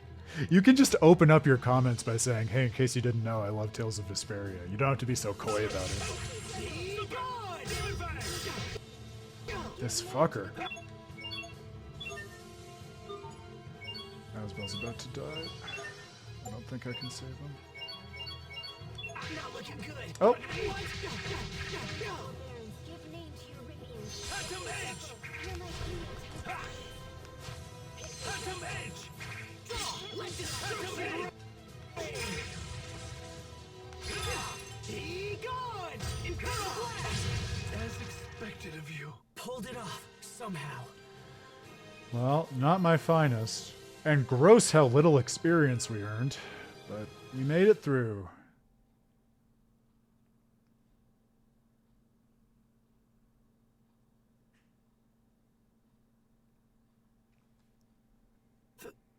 Thank you, everyone. I think that video you showed me, Grail, of Zelos learning Double Demon Fang might still be in my top 3 pieces of content on the internet at this point in my life. Zelos is a genius. Grandpa! The gate to the next area should be open. That is all I know. It's fine, Frederick. Just lie still. But surely the young masters... surely... Frederick! So did Frederick just properly die? I am out to sea with this EX dungeon, my friends. Oh, what? Do not fret, young masters. Death has no hold here in the Zhonecage. Nothing is canon. Everything is pretend. I believe this is due to some property of this area and its connection to powerful Eleth. So we're actually in, like, hell or the underworld or something. Oh, thank goodness. Yes, that's quite the relief. Malik continuing to be the most stoked he's ever This been. is simply that kind of place. That's kind of a cool line for this part of a JRPG. Huh? What kind of place is that kind of place? Oh, you know. Nibelheim, the Genungagap, the necropolis that shall not be named. Eleth holds many mysteries. Okay, enough with the blah blah blah. Let's go back to the entrance and look for more Termatan members. Yes. I'm not sure we have time for this. Shouldn't we be focused on saving the world? Pure black antennae with no special characteristics worthy of mention. Each floor of the zone cage requires you to offer up an item before entry. The higher the floor, the more valuable item must be offered. If defeated... Yeah, okay, so this is just everything you were saying, Grail? Oh, there's a turtles release, thank God. That makes me feel safer.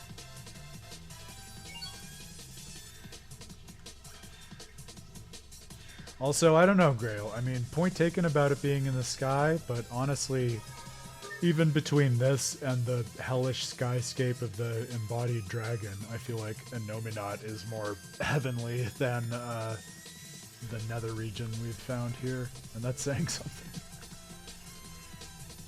I'm here for the Turtles HQ promotion exam, but I'm also open for business, too. Yeah, I'll also remind us, just so we don't say goodbye to Graces before we want to, which is a funny thing to say after like 110 hours, but there are a few odds and ends, I think, like wandering through the other side of the Strata Desert. I feel like, Grail, you said before there's something there. We also, it occurred to me, never went back to face off against the Rockagong, so that could be fun. So I feel like once we're done with the EX dungeon, there might be A little bit of cleanup left to do, but probably not that much. Alright. And we'll all float on anyway. Okay, so we can go to different floors. Grail, you said floors 3 and 9 were the important ones, right? Let's try floor 3 then. It wants me to sacrifice my Mabo curry.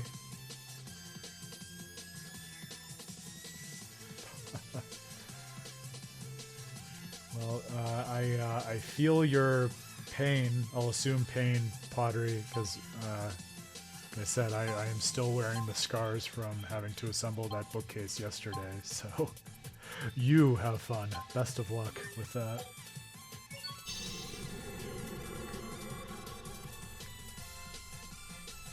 I was laughing because for all the time and attention I spent on building that Wayfair bookcase, I still managed to put the pieces together wrong in the end, where they're not all facing the way that they should be. You can't tell unless you're looking pretty close, but you can tell. So I don't know who's actually able to do that stuff right on the first try. Wouldn't it be cool if, like, you could scratch your back with one of these? As told by Pascal. Oh, I'm 100% with you on that, Grail. I mean, there's a reason that one of my favorite things to do in the world is build a Lego. There's something so purely grounding and meditative and rewarding about it, but that's a far cry from building something like a piece of Wayfair furniture. Moist crystal, alright. I feel like we haven't gotten any new crystals in a while. Ah, elementals. My nemesis.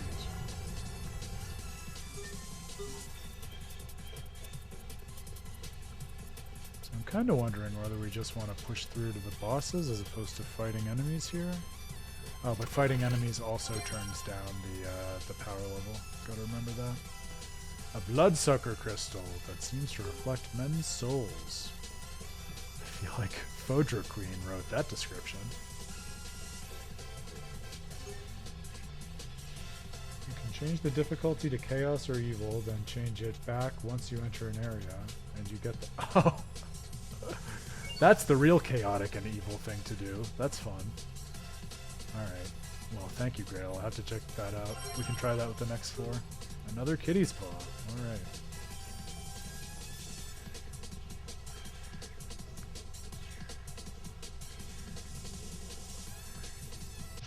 I expect the best from everyone. Let destruction reign!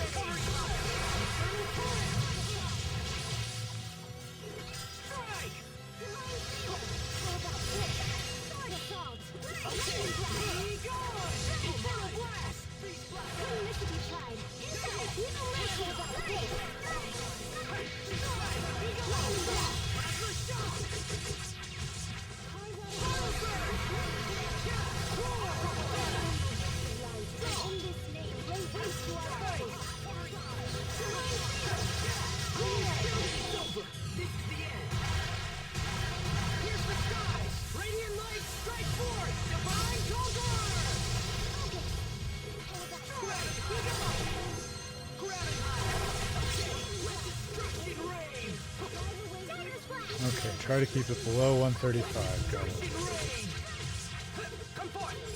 Thank you for all the practical advice, Gray. You're definitely making me feel a lot safer than I otherwise would in a brand new EX dungeon.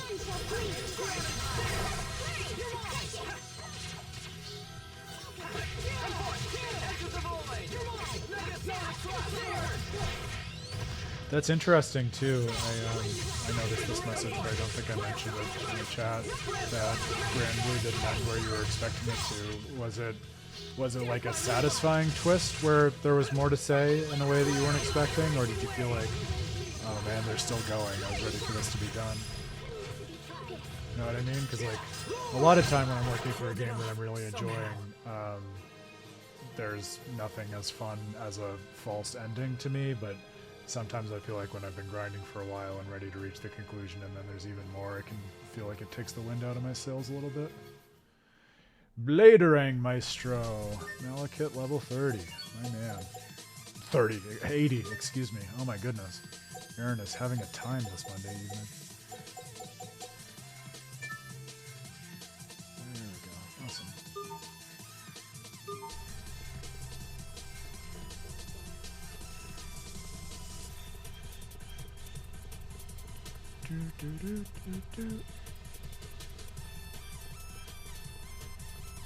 Oh, I think I went in a circle.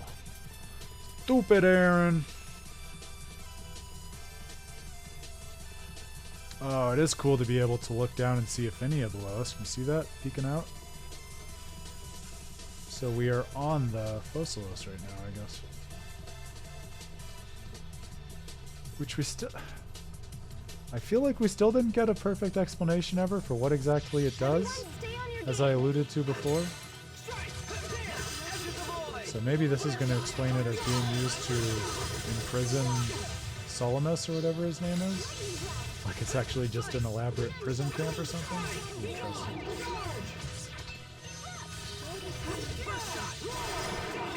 Yeah, that's fair. I guess when you're having such a ball of a time with the gameplay, any excuse to stay and play it a bit more can be a worthwhile endeavor.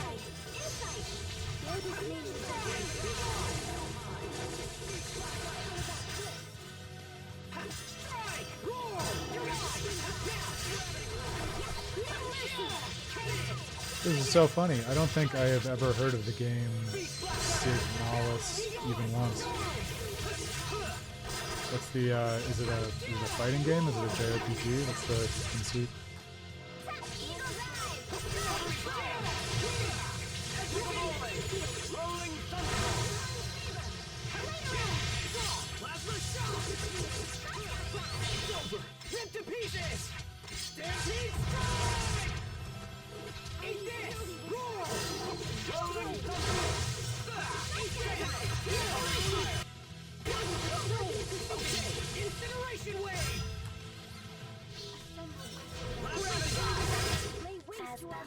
Why do you wear such white clothes? Oh, these? Well, let me think. Oh, interesting. I'll have to go back and check that. That would logically make sense to me. I just don't remember them saying that. But that's certainly not to say they didn't.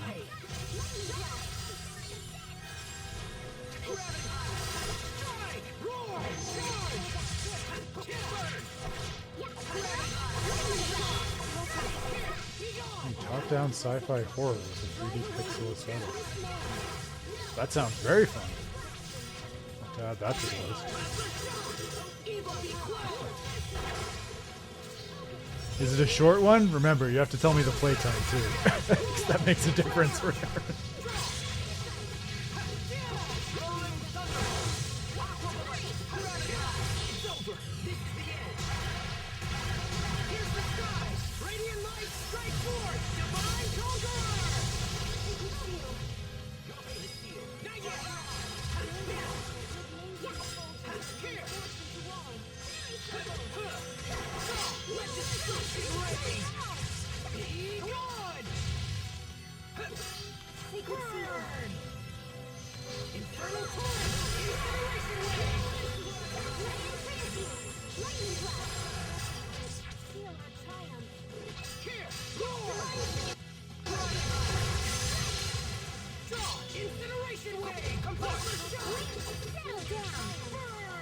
Eight to 12. I can do 8 to 12.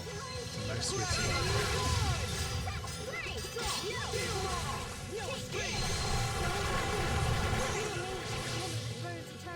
So here's a follow-up question, Grail.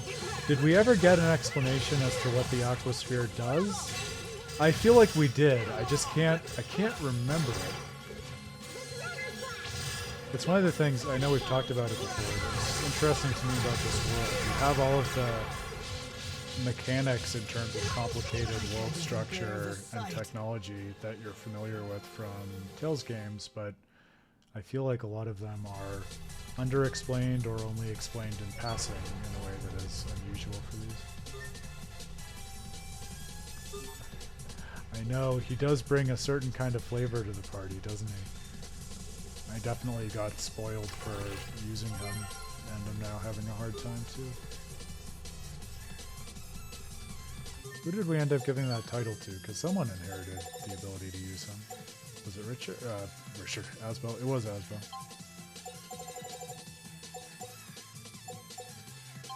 But see, that's the tough part of it to me, because like we could then have Richard in the party, but we would need to give up Asbel. And that's hard for me to stomach. Yeah, I only did it on Asbel. Okay, plasma shot! Gravity high! Inspiration wave! Face your face! Destruction ray! All mine! Beast blaster! Incineration wave! Plasma shot! Burn! Here! Yeah! Be gone! Pixie circle! Couldn't miss to be tried. Plasma shot!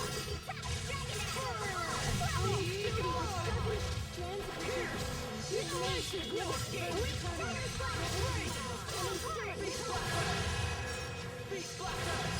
Let destruction reign! Infernal torrent! Death by moonlight!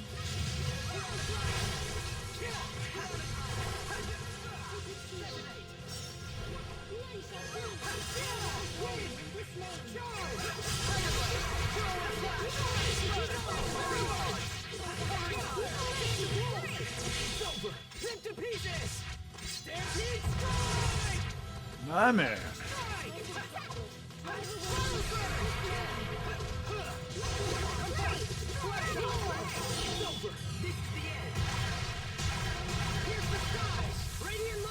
I do really like the ability that improved the charging of the Excel gauge, because since I figured out how to work that on Asbel, I feel like we got him to pop off much more frequently than he used to.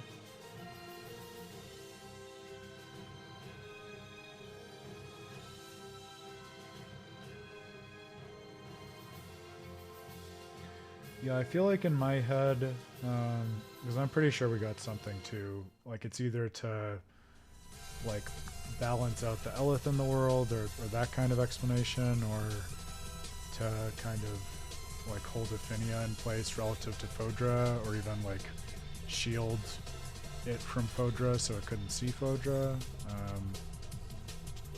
Yeah, I'll have to go back and look.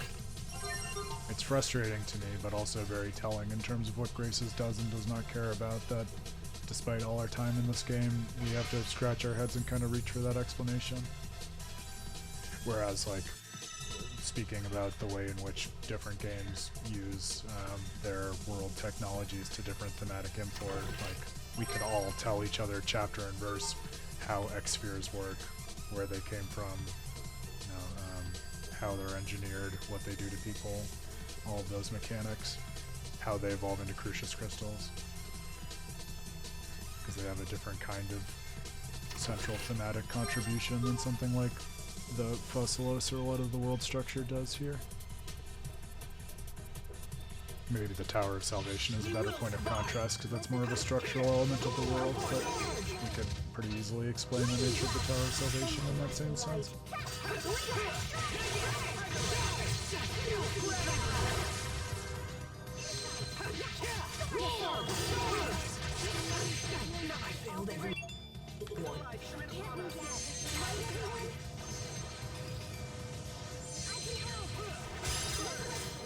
Sorry about that.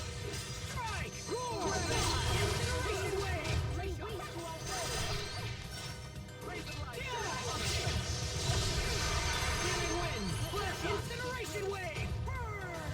Ugh, enemies who can fade out and teleport elsewhere.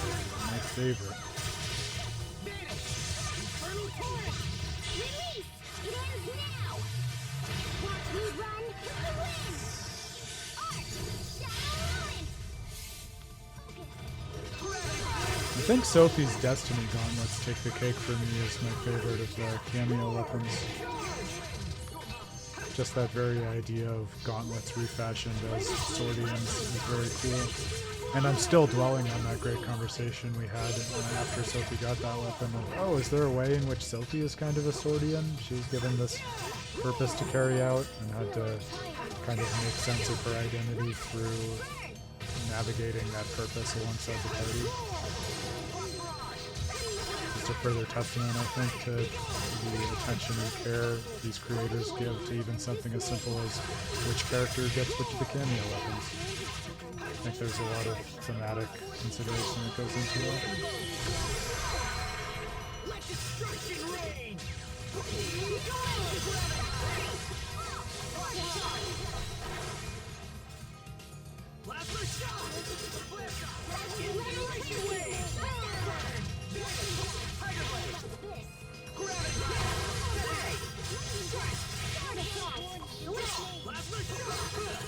Yeah, I think it's definitely part of what makes this game different and special amongst the Tales games. And notice, because I don't know if we drew this comparison before, but it's just another instance of what we've been talking about in terms of the context that determines the characters' backgrounds and whether they can share their past with others, right? That idea that you can only bring up a certain aspect of your history or your identity when it's relevant to the group that you're with and the context that you're in, right? So Malik would only share his past in Fendel, to use our favorite example of this, if it naturally came up in the journey with the characters he's traveling with in a way that would be useful for them.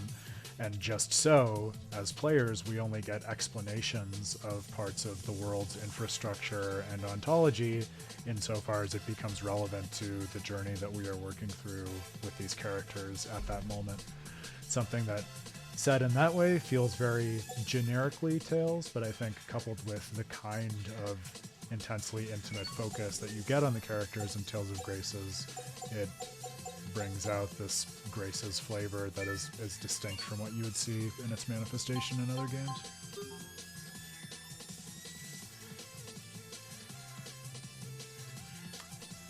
I would agree that it is a first personal game in the way we've been talking about. I think part of what's cool about it is I would say it's not first personal in a way that's limited to Asbel, because remember, part of what got us thinking about this stuff in terms of characters not being able to talk about their background in the party in many cases is that we get windows into the pasts of characters like Malik and Hubert, and kind of even Pascal, in a way that Asbel oftentimes isn't even present for, and sometimes even when he's present he doesn't understand, right? So we get these windows that they wouldn't be able to share with their comrades, but because we're the ones engaging with the story, we get to be more familiar with a lot of it, just by our privilege as a player.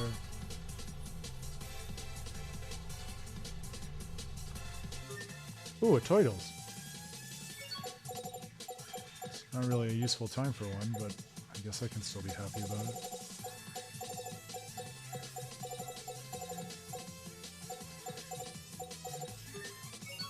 Good enough. Oh, we can charge the mixer though. I forgot to do that outside, I think. Yeah, thank you, Grail. We had the same thought at the same time. We can make red sage, that'll help.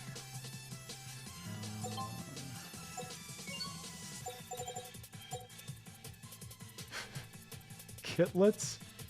A hastily forged pair of gauntlets. They don't really evoke cats to me. But I guess we're legally obligated to... Oh, I see. That's because it was the battle gauntlets we were seeing. I sometimes get confused about what they're showing in the preview windows. Those are kitty cat paws. Very cute. The feral hunter, that's new. We can get some of the dualizing items that we missed. Assassin's daggers. Earthgale staff. Oh, that's very cool. Awesome. And a new armor. And a new staff. But more to the point, we can continue to improve our kit.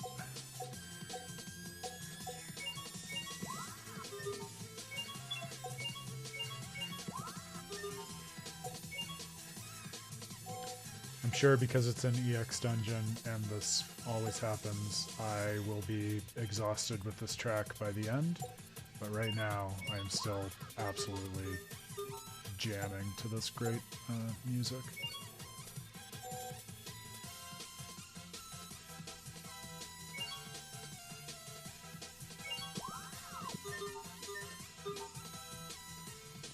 The second reference weapon?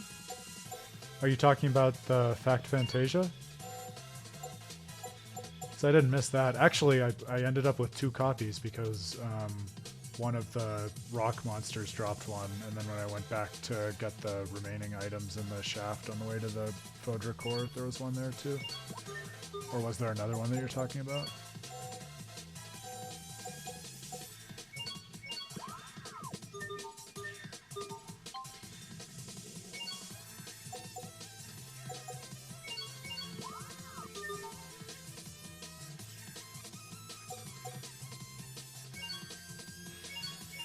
Oh, is it? I guess that makes sense because it's the Fantasia one. See, my issue is it didn't look that way at the time because the Abyss Sword was already like plus 10 or something, and so building it up just felt like a bit of a chore, but I suppose we could switch. I imagine it wouldn't hamper us beyond the ability to beat these enemies if we switched right now.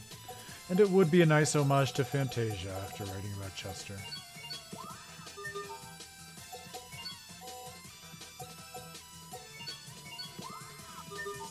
Cool. Alright. Where are those swords?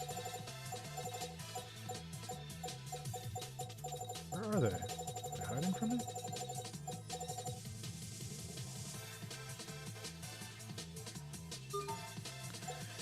Yeah, that was kind of what I was thinking, because like the Radiant Hell right now at plus 12 versus the Fact Fantasia plus 1.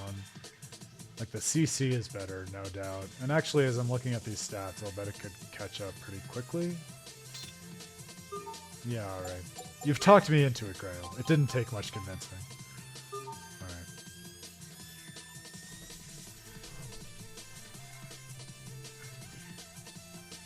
Alright. I think we're good.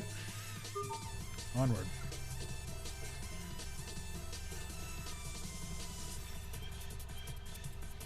Well, that was a worthy Toidles interruption.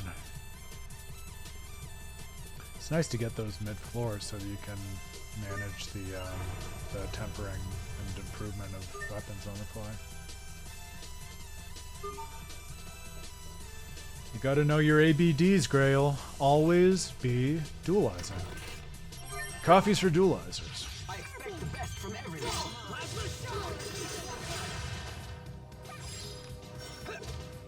It is such a beautifully elegant and simple sword for one paying homage to the beginning of the series.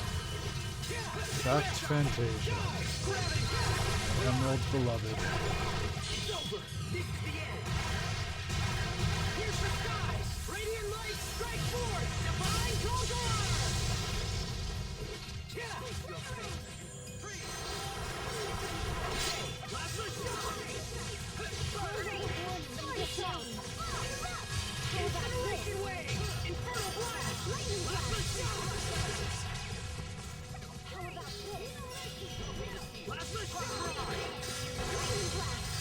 It is funny that Chariot keeps saying couldn't miss if you tried in these battles where the enemies can literally warp away from you, making it very easy for you to miss.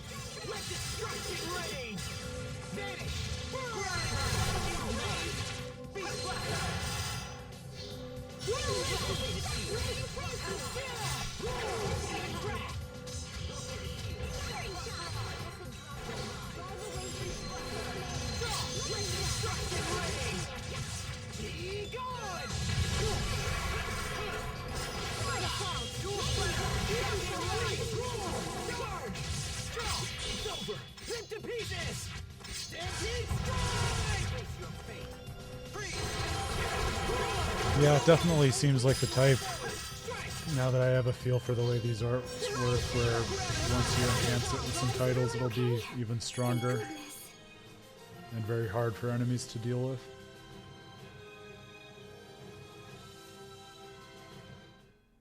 Titles on titles on titles.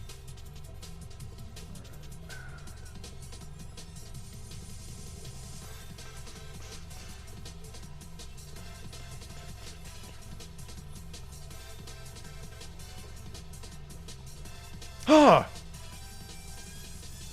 Is that Kohaku? Who are It is Kohaku!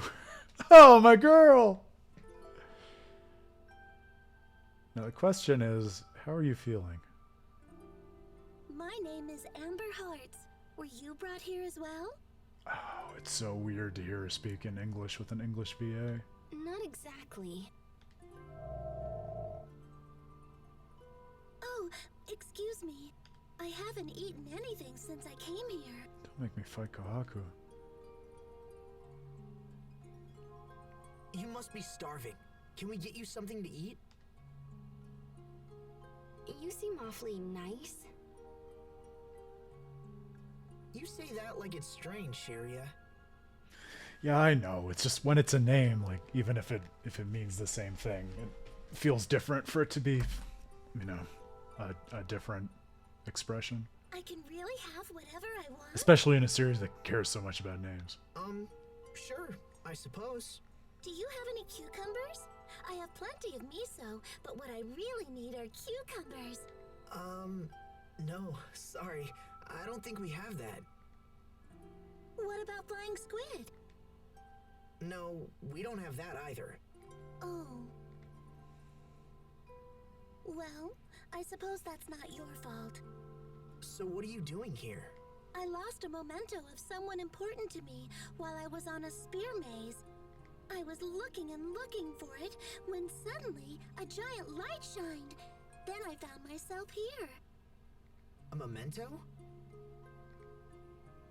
Yes, I was going to return as soon as I found it, but...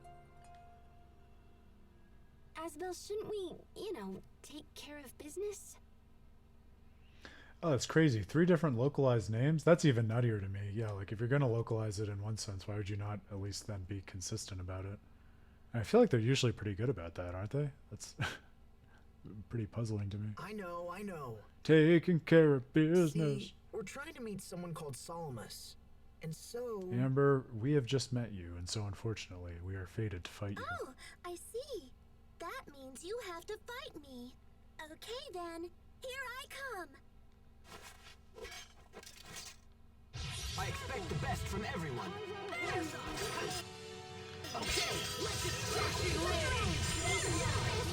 Oh man, I feel like suddenly I'm back playing Tales of Hearts.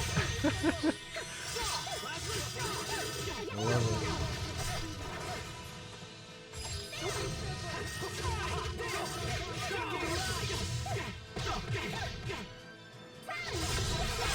Oh yeah, that makes it even like doubly weird, Grail, because it's like, oh man, yeah, that breaks my head because they like kept her name the way it was in the Japanese version, even though it had already been localized somewhere, and yet that's cool. I don't think we'd seen that one yet. And yet they changed Shinga's name to Core.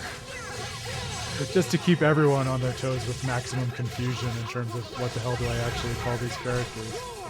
And yet the game is so beautiful and arresting that you want to discuss it, and so you have to be able to talk about the characters all the time.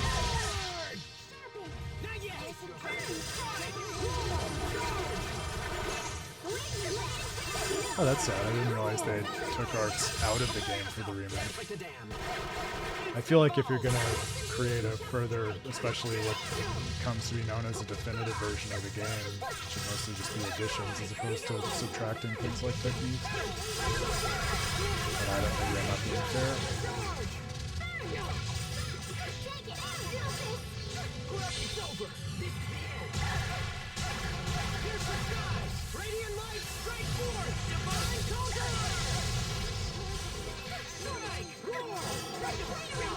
Well, I'm definitely going to have to go back to my Hearts playthrough tonight after this, in honor of little old Amber kicking the tar out of us.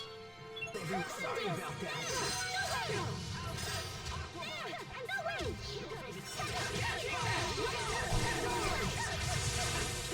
It's over. Rip to pieces. Stampede strike. First shot.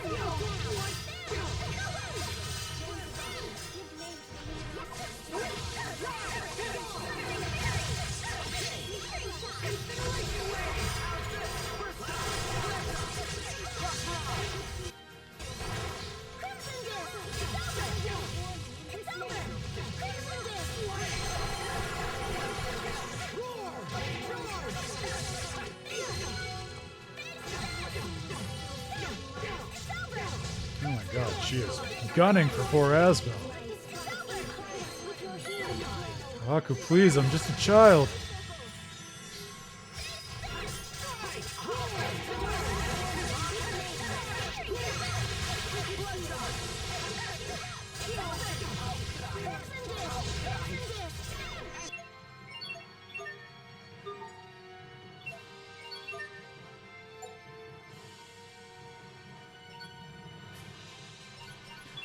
Yeah, she knows how to get in your face and apply pressure, something that I've never been the best at in terms of my gaming tactics.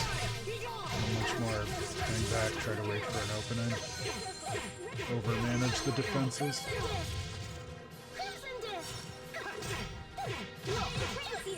That spam might not be artful, but it definitely does the job. Gross. It's gross.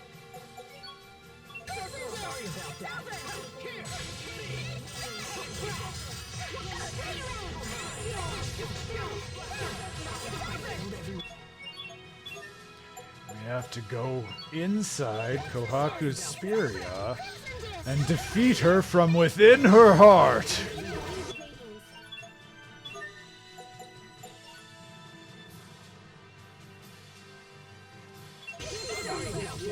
yeah, I can see how that would be useful.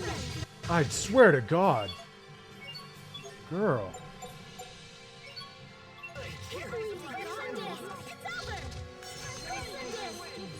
Leave us alone. Leave us alone. No.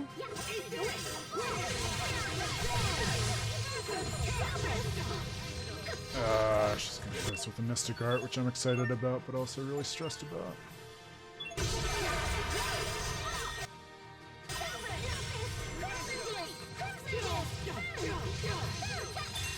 Aku, please.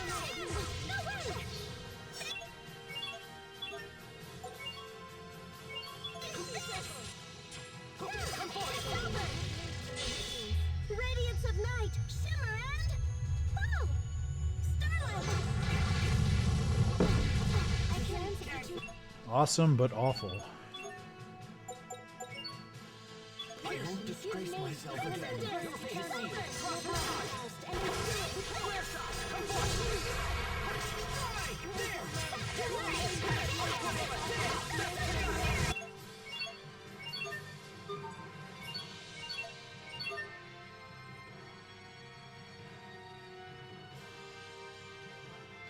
Yeah, I was gonna say, I appreciate you saying that, Grail, because I thought it was just my imagination that she had somehow become twice as tanky.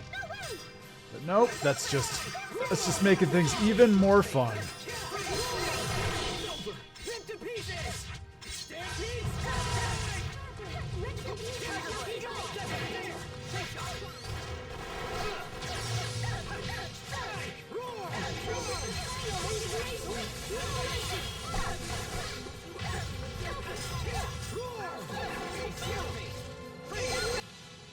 She somehow stunned me when I hit her.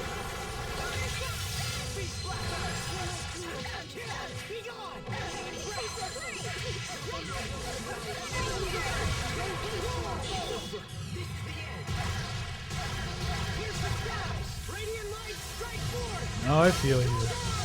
Doesn't mean I'm not going to gripe about it, though. Now watch her make a full recovery and turn the tables when she has 2,000 hit points. Dark Turtles, anyone? Is everyone okay? Speaking of Tales of Xillia. Alright. Kohaku, it was nice to see you again. I'll see you in a much better context later this evening. You'll be back on my side.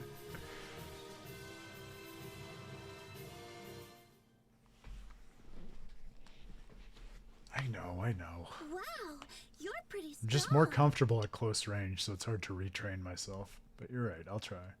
That's another one down. Yeah, I guess.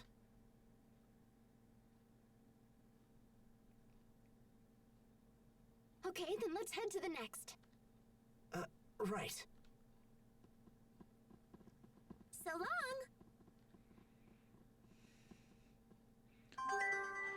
Boy, they really didn't spend any more time than they had to with Kohaku. I was hoping for a little bit more conversation. I guess they did have that nice bit about how hungry she was before they fought. That was something. A spellbook that boosts the physical attack of 2 characters who meet certain conditions. Something about the bonds between them, I guess? Interesting that it's that vague in terms of what triggers it. Oh, they have more dialogue if we go back? Okay, well, I definitely want to do that then. Especially since I know at least one of the cameos.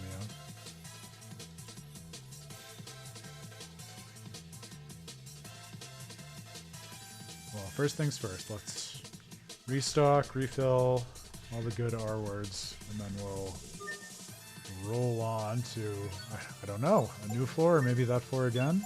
See more of what Kohaku has to say?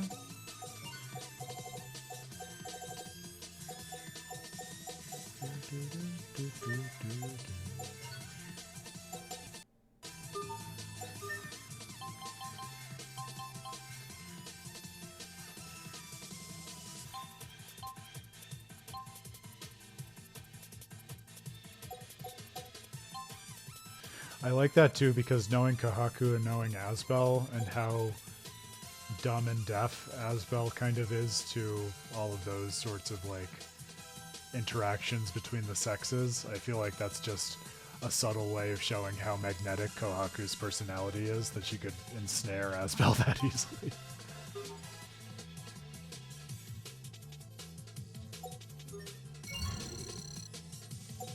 Sharia who?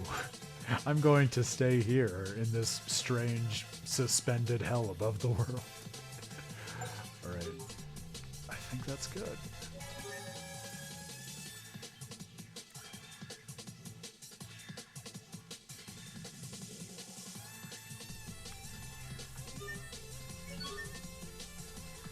Oh, cool. So it shows us the floors we've done. Well, let's backtrack and go to floor 2.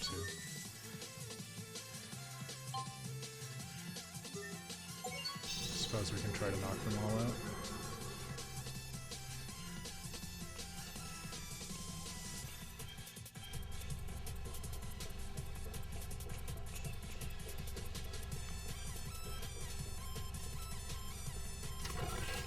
Fancy glasses. When hipsters wear them, they're asking for trouble.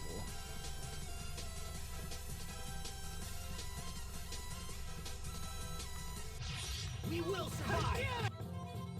Not a cursed soldier.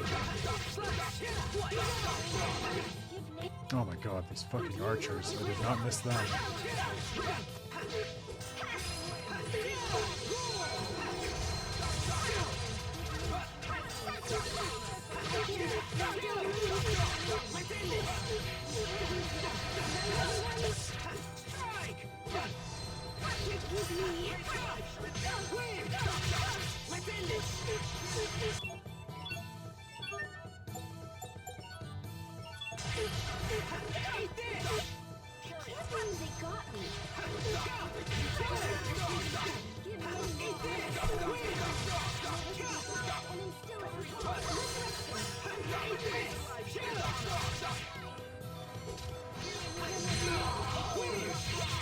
I feel like as we've gotten to spend more time with each other and gotten to know each other better, Grail, you've gotten remarkably good at figuring out how to pull out the exact topics of Reddit posts that will just make me preemptively roll my eyes. Like, I can imagine a million confused and, I would say, not compelling reasons why someone would pick up hearts and be very frustrated by Kohaku's character. It's less than a second. Why is he lying? These insufferable. I think that holds up as one of my favorite post-battle conversations. Why is he lying?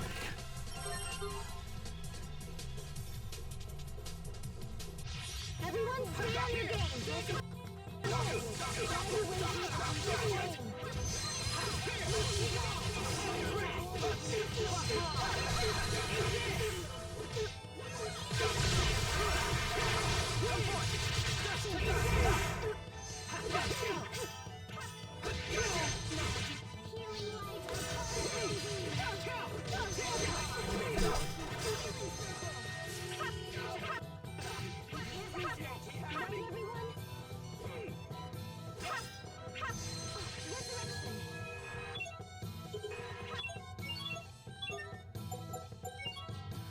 Sherio's gonna be useful. It's not.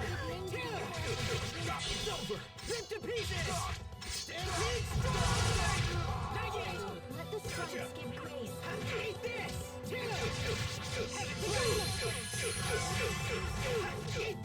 Light comes to me.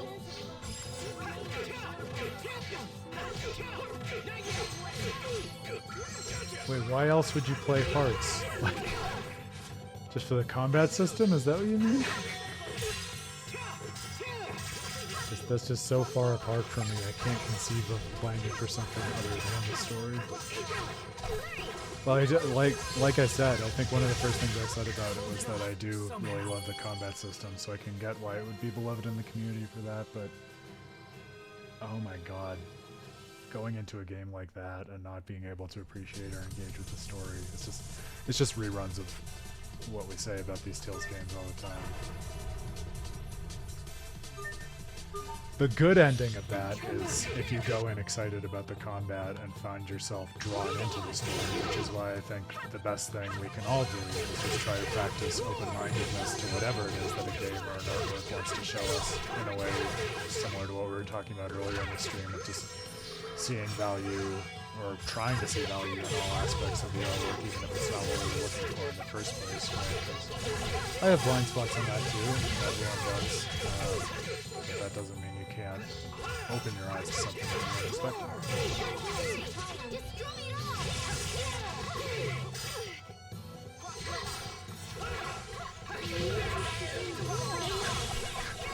Yeah, man, it's almost like stories are designed so as to be about particular characters.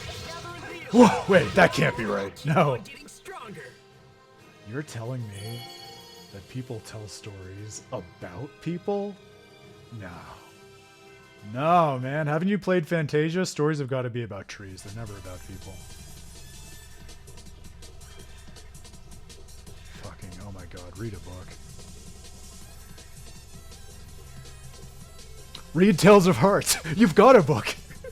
You're already working with a book. Just read it.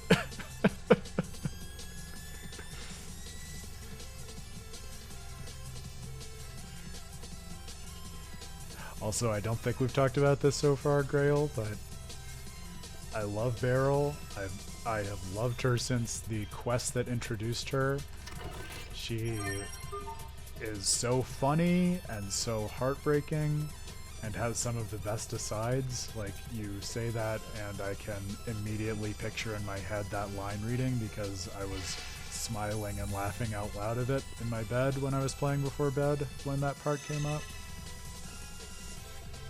Such a fun character. And an unusual kind of character in the Tales corpus, I feel. Like, I could probably sit back and think of some comparisons if I really tried, but there's not an obvious archetype that Beryl fits into that I can think of in terms of the kind of character that she is.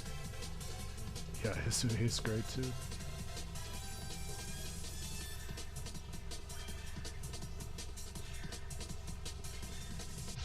I expect the best in everyone.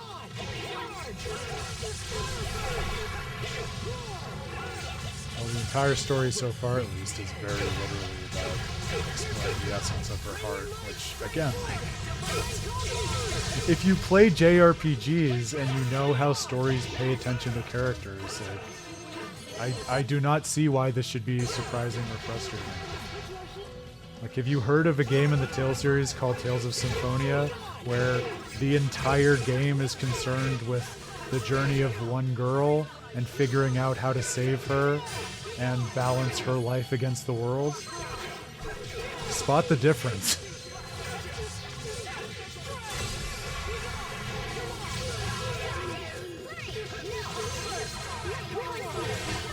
Sometimes I can't help but regret the past. Asbel. Why didn't I push harder for a raise in my allowance?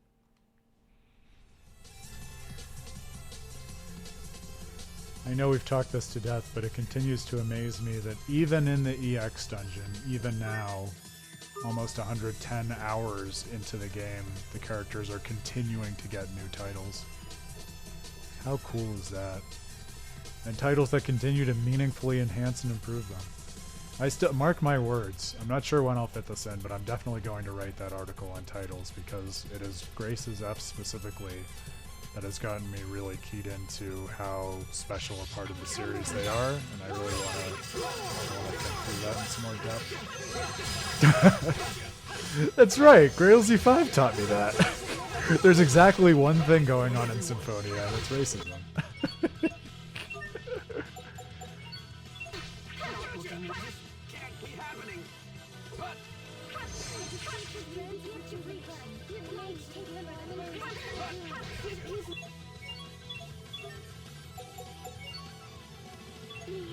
Sorry about that.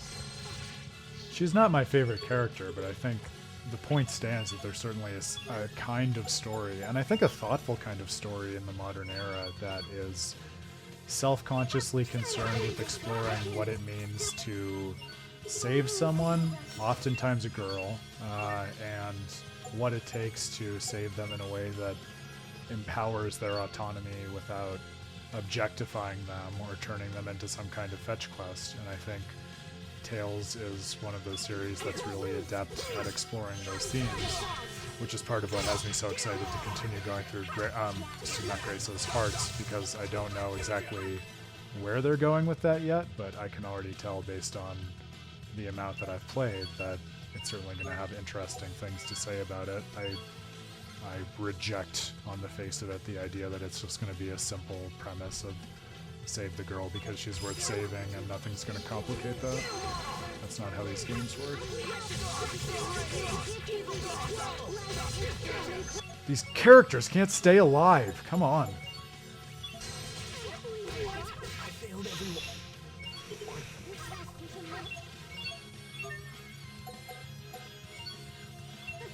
Sorry about that.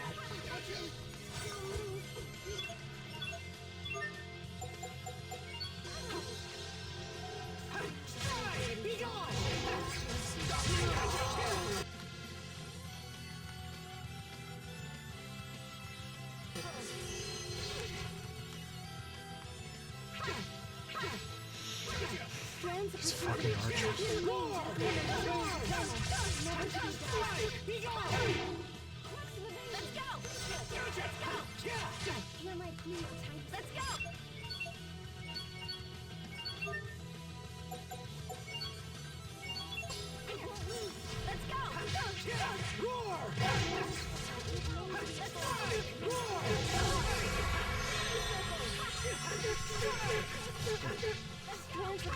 No, it's a good thing, Grail. Remember? It was that whole conversation we were having with Pottery the other day where you get to know the whole party and each character on their own terms when characters flit in and out of the party over the course of the game. You don't appreciate them until you lose them for them to go on their own adventures. They usually come back.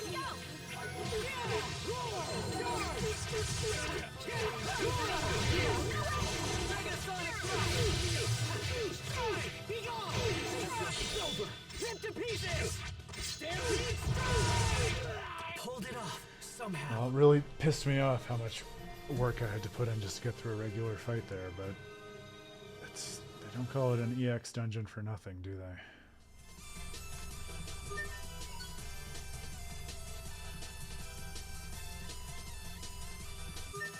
Yep, I'm definitely going through it. But hey, that at least is a silver lining. I had to burn so many life bottles, but at least we got a turtles right after that. A saving grace of the Grace's EX dungeon, you might say.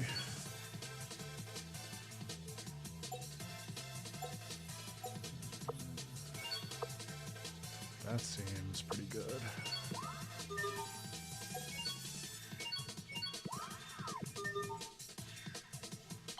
I know, well, I was trying to watch it since you told me that, but I feel like even letting it get that far is pretty tough for me, so maybe I need to try to cut it off before that.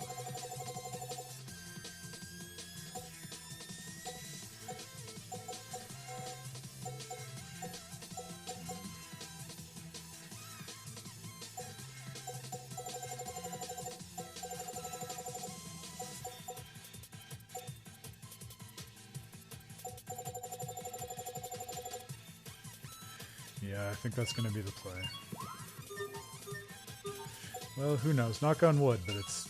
I'm complaining. It's not like we've actually been KO'd yet, so... We're still making progress, strictly speaking. I am frustrated that I had to drop one of my hourglasses to get out of that last jam, though.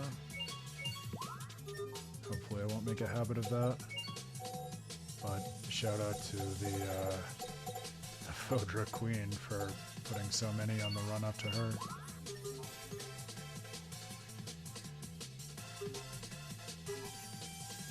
Yeah, I was afraid that might make it too grindy to do every single one, but on the other hand, it might make it a little less cataclysmic in terms of how strong they are, so I might try to up the frequency of encounters too. Everyone stand down!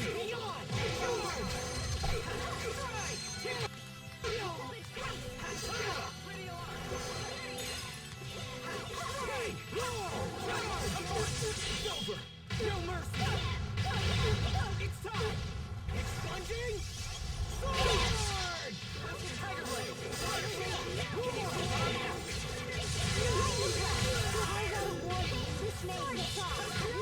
No one can stand before my blade! Yeah, even 125 versus 135, I wouldn't expect 10% to make such a big difference, but it certainly seemed to in that fight versus the last one. Yeah, but that's like insanely low probability, right? Like, I am aware, I just feel like in terms of the universe of possible things you can put in the mixer, better to have books and recipes rather than really low probability items. But maybe I'm playing it wrong? I don't. What do you think? You know I'm more than happy to take suggestions. I'm sure you know better than I do.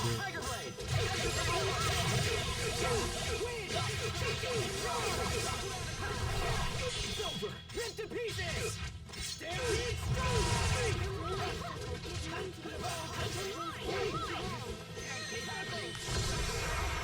Good timing, good timing. Speaking of hourglass, I do have to remember Sharia also basically has a limited hourglass built into her character now.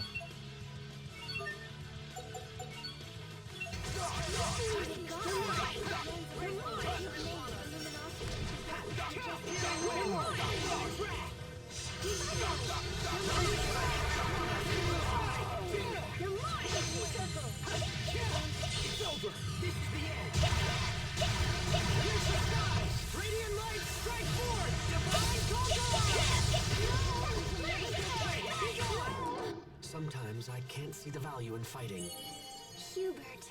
There's no profit in the enemies here. It's a waste of time. Hey! Speaking of Final Fantasy 13, I think, well, no, that's not true. There are 2 games that I can remember doing that kind of like cheating, grinding that you're talking about for Grail. One is Final Fantasy 13-2, because, as I said, I think I probably have the most mixed relationship with that game as I do with any game in terms of having aspects of it that I really love and just so many things I hate that kind of overshadow those parts of it. And one thing that was just not so much something I hate, but just something that was like passing frustration was that not just as something to do in the game, but if I remember right, something that either gates like a trophy or maybe even one of the possible endings, you have to just play an absurd amount of games in the casino, and so I wasn't about to sit there to do that, so I did a like a stick jam of the kind you're talking about to get through that. And then the other kind was advancing the civilization process and mining all of the materials in Xenoblade Chronicles Cross. And that's not one of the more sophisticated or incisive reasons that I never talk about that game, whereas I will never shut up about the other games. But I think it's as good an indicator as any that something different and maybe not so much worth your time is going on in that one as is in the other titles. Take that as you will. Yeah, no, I figured. Maybe I went the wrong direction with it, Grail, because I was thinking 125 wouldn't be that much of a bump, but maybe I should have culled some enemies first. Oh well, we'll deal with it. Remember this guy? He's what pushed Richard over the edge. Uncle! It's been a while, Asbel Launt. Cedric 2.0, oh no. Asbel, who is this? 2.0, no. Archduke Cedric, Richard's uncle. But this is impossible. I watched you die. Nothing is impossible here in the EX dungeon. But the heavens saved me. I was not abandoned. Oh no, is he also a humanoid? Something's wrong with him. I'll never forgive you. I will kill you. Jesus Christ. I am more powerful than ever. Everyone stay on your game. I'm scared. Very weak to assault arts. Now you're speaking my language.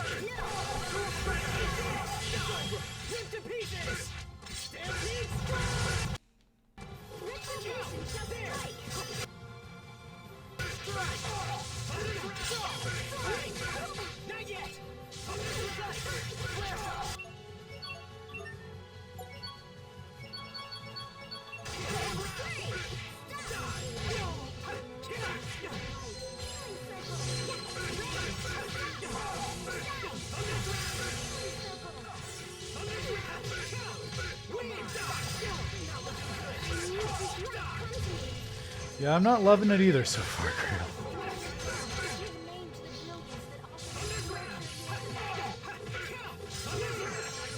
I wish we had Richard in our party right now to get even more revenge on this guy.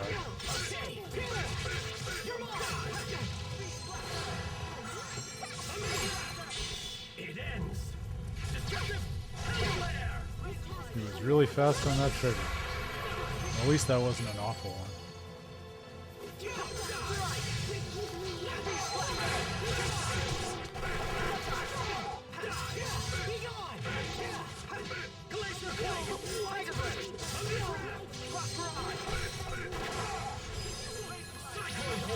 Ugh, gross. Stupid AoE bullshit.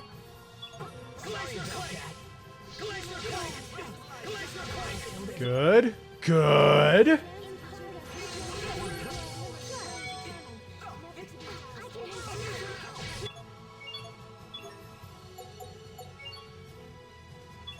Sorry about that.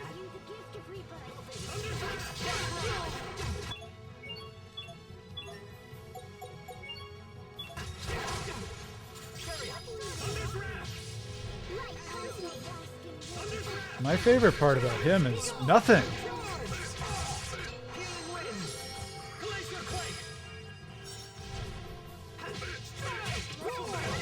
Don't you walk away from me.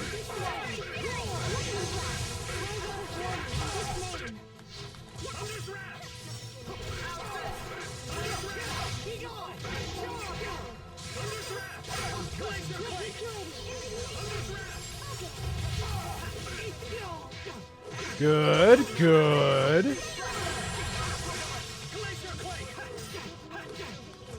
Oh, stupid. Impart us with your healing glow.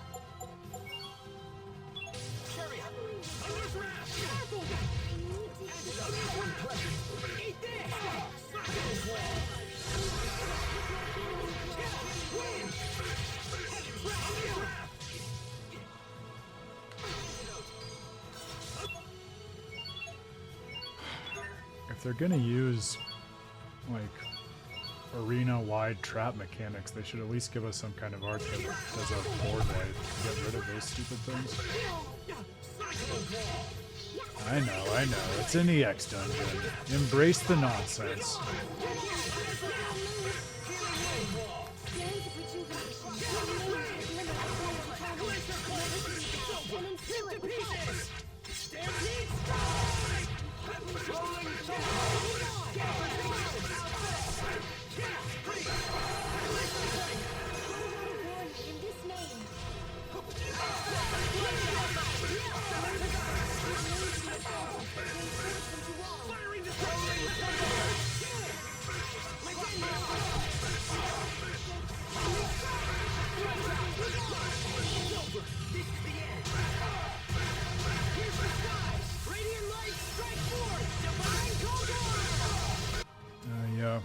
Maybe not on the easier difficulties too, because I feel like I would have remembered that, but maybe we just finished him too fast for it to be an issue.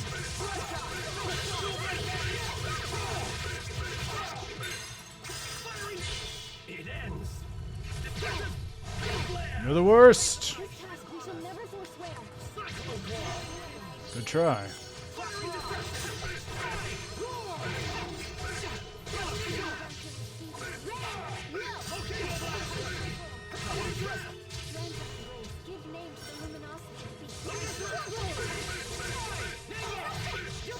How dare you go after our healer, you SOB.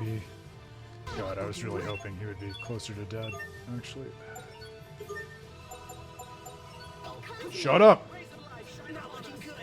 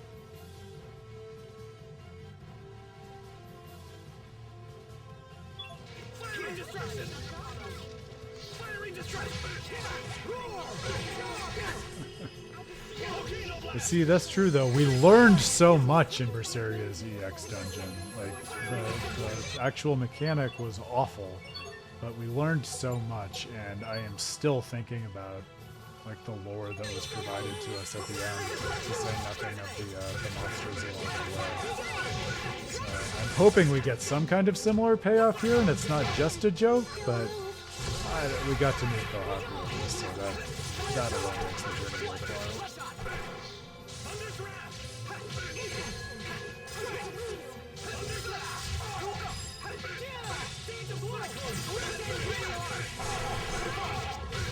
But I was meant to be king! Is everyone okay? Thank goodness. I would have preferred, but I was meant to be king, but that was still pretty good. We're all saying the same thing, just in different languages, very confusingly.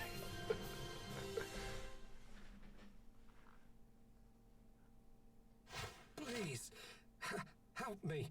It hurts so much. See, I also can't call her Amber, though, because I hear Amber and I just hear of the character Amber in House MD, and I that's not a character who is like Kohaku at all, and not a character I enjoy very much. So Kohaku, she shall remain for me.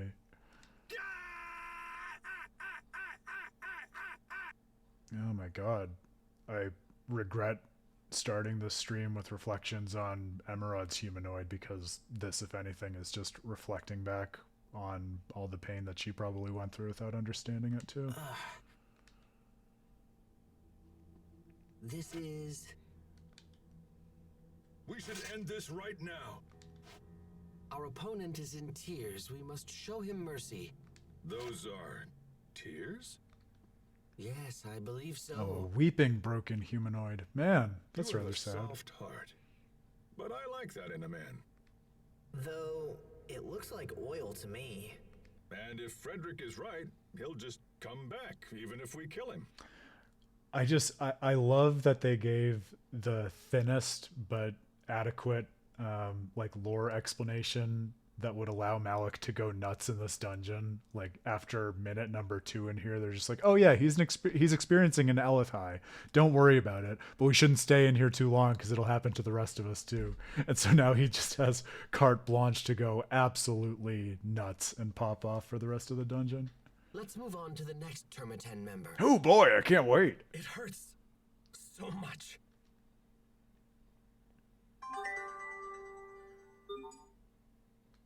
Man, yeah, even in the absurdity of this EX dungeon, that was a really kind of sad, quiet final moment for that, like, bizarre mechanoid mirror of Cedric. Especially after going through a whole journey where the party cultivated so much more empathy for others of all kinds, and the Cedric we encountered in the narrative was so early on and so focalized through Richard, who was already in the clutches of Lambda, that we really didn't have any conceptual space to offer him empathy the first time around. So it's almost like seeing this robotic mirror of him, our empathy is passed again back in time, looking back in the narrative, a constant theme in this post-game, to Cedric to reconsider why maybe he tried to usurp the throne in the first place, and why perhaps his brutal execution at the hands of Richard was not the most diplomatic or human way of resolving the dispute.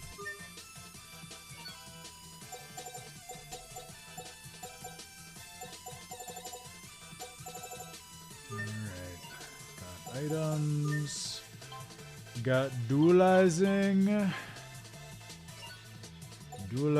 some vestments.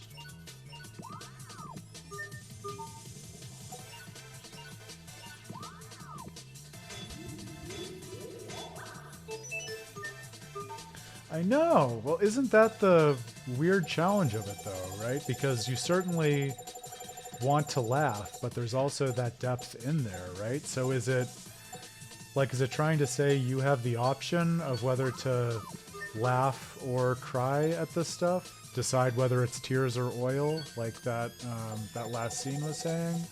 Or is it saying that, like, things can be both funny and sad and poignant at the same time, and those aren't mutually exclusive categories, so you should be able to enjoy even the things that give us pause for pensive reflection in life? I feel like maybe I'm leaning toward the latter. Like, the more that we're thinking about this, the more it seems like maybe part of what makes Tales of Graces so good at giving us such heartfelt emotion but also opportunities to laugh is that it shows us that we can richly emotionally engage with anything in a variety of ways, so it doesn't have to be just one tone or another, it can be more than one. Maybe that's part of what the EX dungeon is trying to force us to reckon with in a way that's only implicit in the rest of the game. Let's keep our eye on that as we forge ahead. Alright, I think that's everything.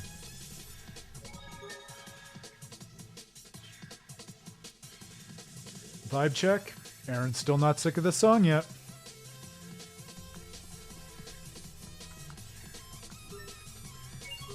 Okay.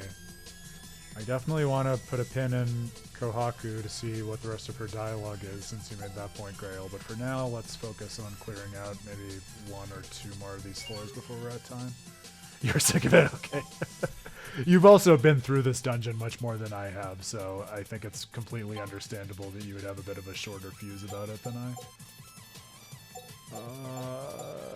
I don't care about an iron blade.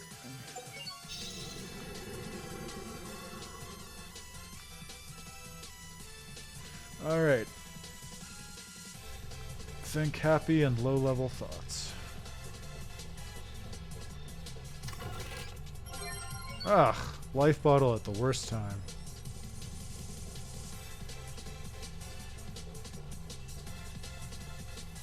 Oh, give me an enemy. For the love of God, give me an enemy. Oh, I'm scared, I'm scared. This isn't going to be good.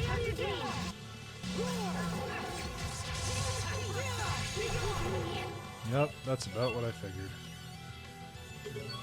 Maybe I'll just count on Sophie.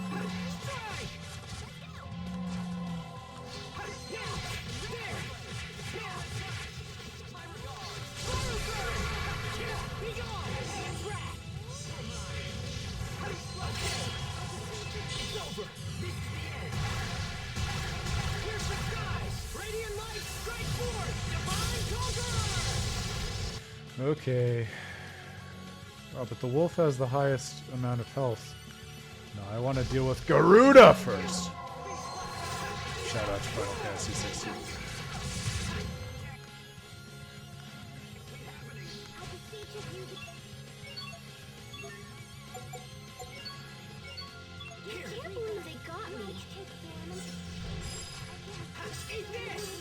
Are you serious? God damn it.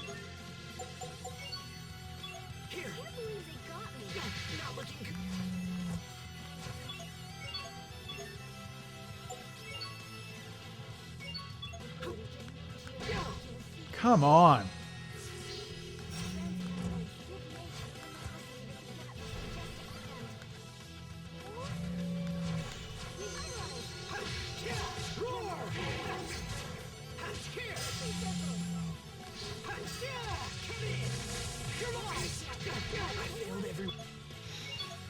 So good. So good. Sorry about that. I failed every. Oh my god. Sorry about that. All I was trying to do. I won't disgrace myself again. Or was it pretty sad? See, I'm living the discussion topic for the evening. Do you laugh at me or do you weep for me?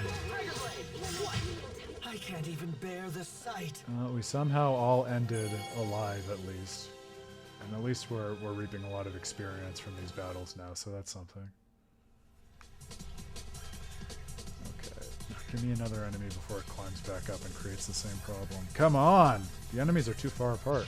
Everyone stay on your game. Yeah, I think you're right, Grail. You can't afford not to fight every single enemy here.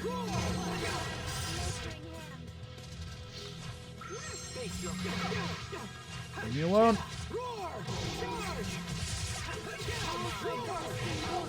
I think it's cool how the bear can reach across the entire map with every attack. That's a lot of fun. I love it. Shining blade of triumph.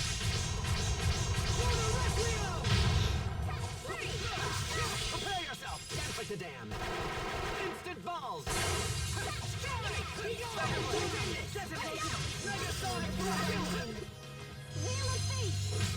I think we need to All right. focus a little more on our teamwork. Teamwork? Cooperating with your companions. I agree. I'll begin preparing daily teamwork training schedules for everyone immediately. Wow, how regimented. The experience makes me feel better about it. Everyone stay on your game. Gross! Oh my god, kill Sharia faster, why don't you? Worthless.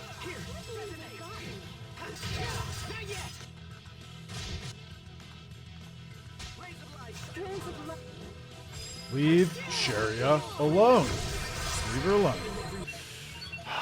Right when I was gonna get the... Sorry about that.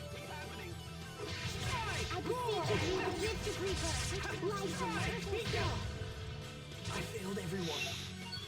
Asbel gets up to die. Sorry about that. I failed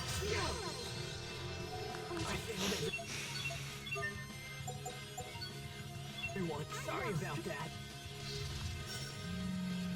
Eat this!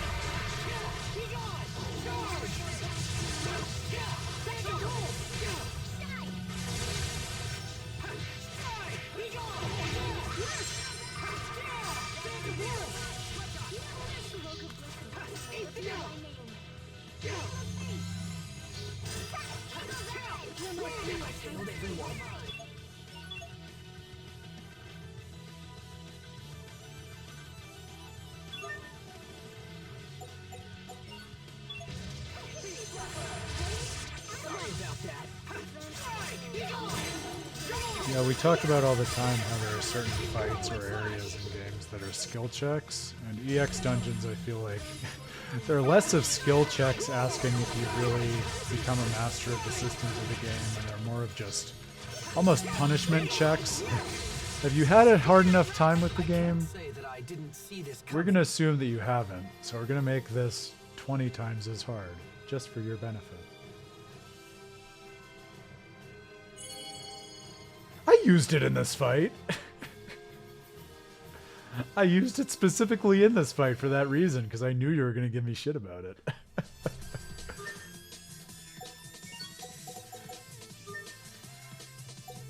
yeah, nothing like a punishingly hard dungeon to make you finally suck it up and use things in a different way.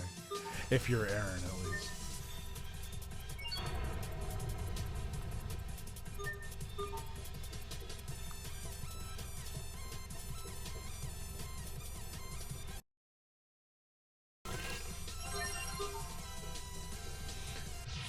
Looks like the rate of increase in difficulty is also slower when the overall difficulty is lower. Like the rate of increase itself accelerates as the difficulty gets higher, which is really cruel and unusual, but also makes sense and is helpful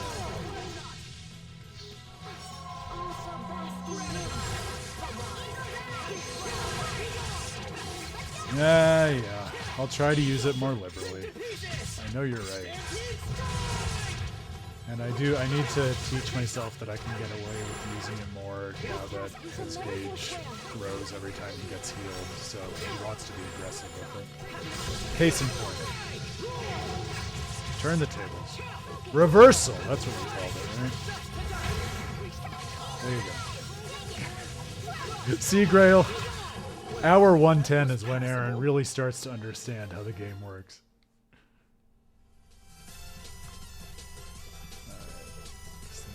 Door out over here? No. I think up is the way we want to go.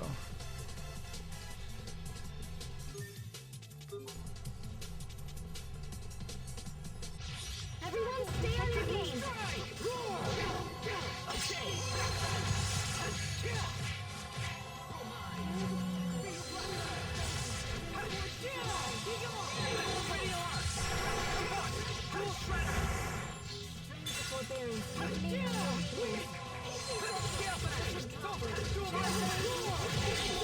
Shining blade of triumph.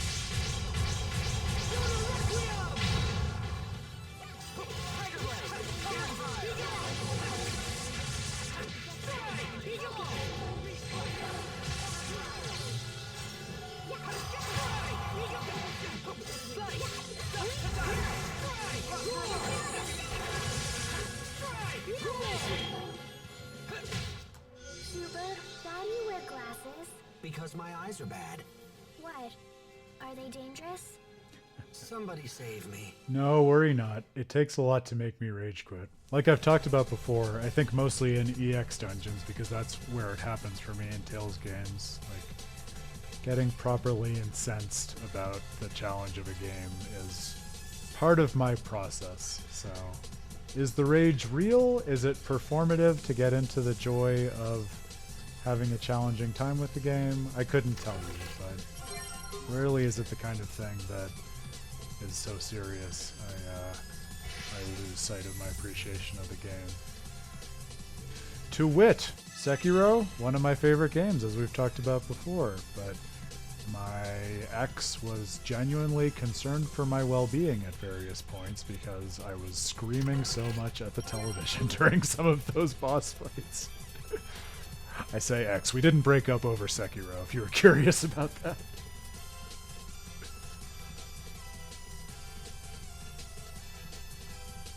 I was gonna ask Grail because I've been keeping an eye out for new ones since I remembered you saying that, and I'm amazed that it's been this hard to find. Well, we seem to have plenty more battles ahead of us, so I'm hopeful that we may still have a chance yet.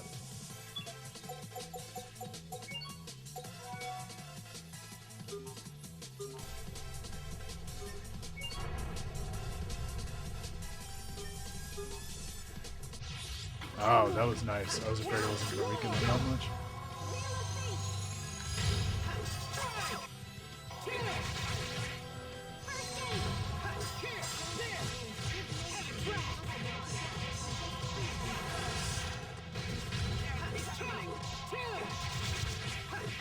each of you the gift of rebirth. Life is war and praise thy boon. Forgiveness. Be gone! Right,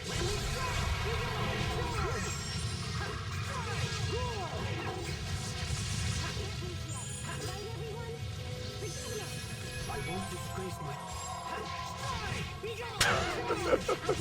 I don't even think he finished saying, I won't disgrace myself again before he was dead again. Hubert, bro. I know you're little bro, but you gotta be more competent than that. Man, we're stealing a lot more items than usual, I feel like. That's kind of cool. Alright.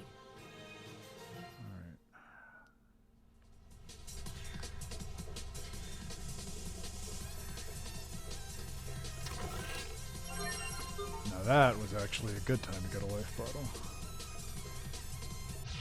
Everyone stay on your game. Boo! Grail, were you my final boss this whole time? Or is that just part of the Praxis EX dungeon experience? Aaron has to be trolled as much as possible. God damn it, Sharia!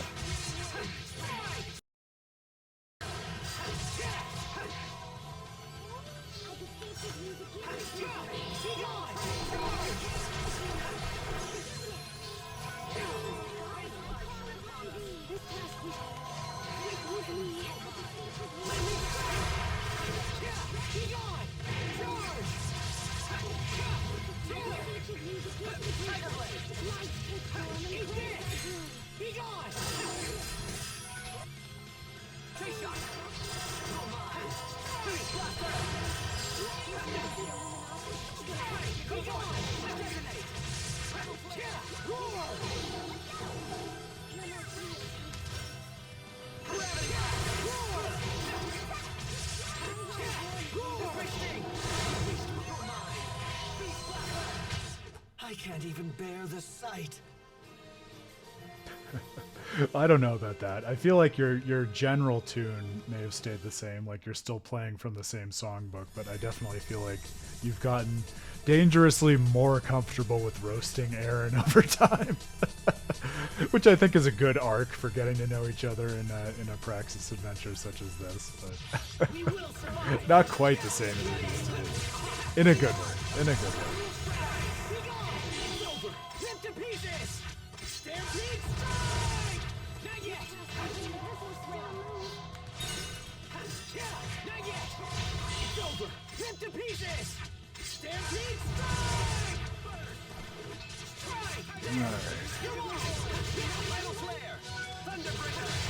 All these bears.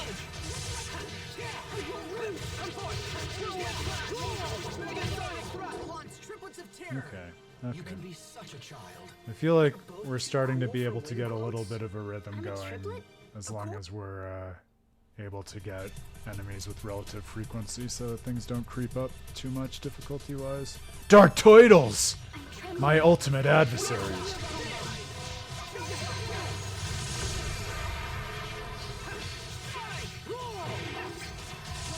The shepherd of the black market, you'll recall, in the world of Affinia. Smuggling goods and people.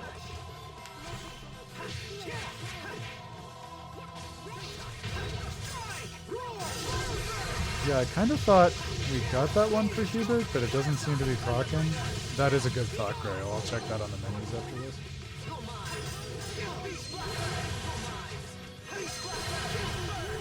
Whoa! Ah!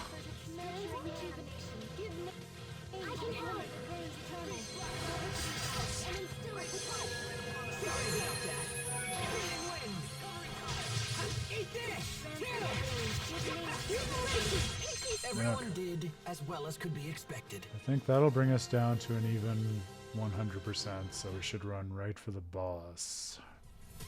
Toidles! Toidles, Toidles. I don't think we have full life bottles, which is a little anxiety-inducing, but hopefully we'll be okay. What a face. Do you know this person, Pascal? Oh, that's no person. Oh, I forgot to check the titles. Alright, well, I'll try to remember after those. Toitus! Toitus! Man, this is one weird turtles right here. I am not a weird turtles. How dare you? He This was is a the weird turtles turtle. we saw at the border fortress. That's what I said. I totally do not remember that. I will never forgive yous. I can solve riddles with my mind. My turtles transport carries much cargo. I enjoy eating soft tofus. I don't know what the last one has to do with the first two, but I'll take it. What the heck are you talking about? I'll have yous know.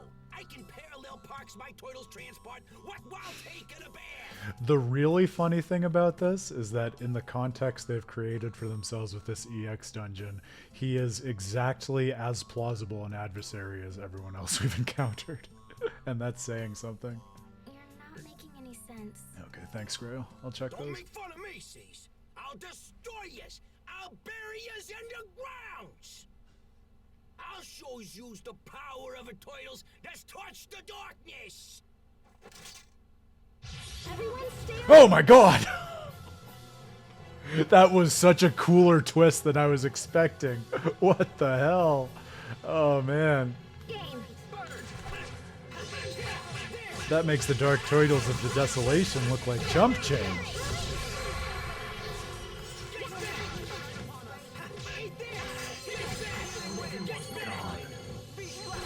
Buckle up. At least he's really slow. But he can pivot and hit really hard, which is not great.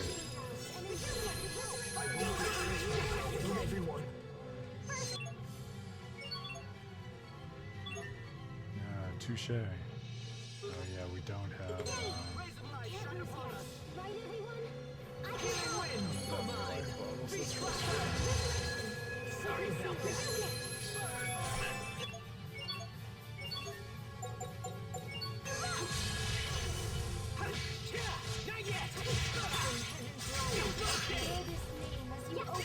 Oh god, the sidestep. The power of that sidestep. Such grace. I was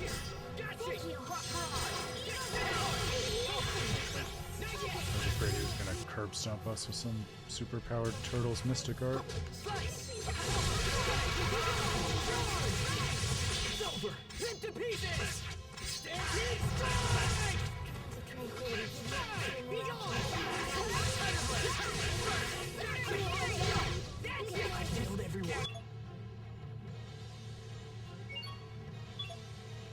I believe it.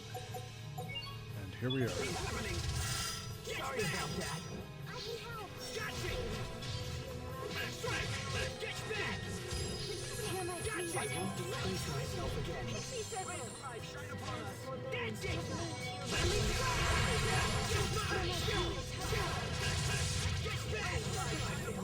Sure, sure.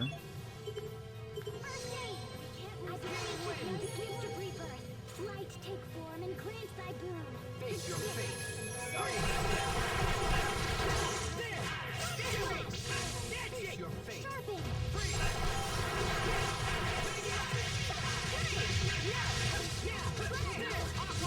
Sharpen. Majestic land.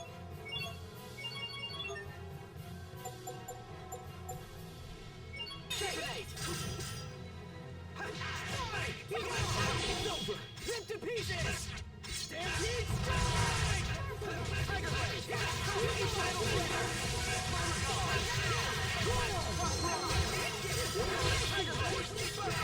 Okay, can't be happening. Not yet. Give names to nobles that offers its nurturing I hand. won't disgrace myself again. Incineration wave. Incineration wave. Your fate is sealed.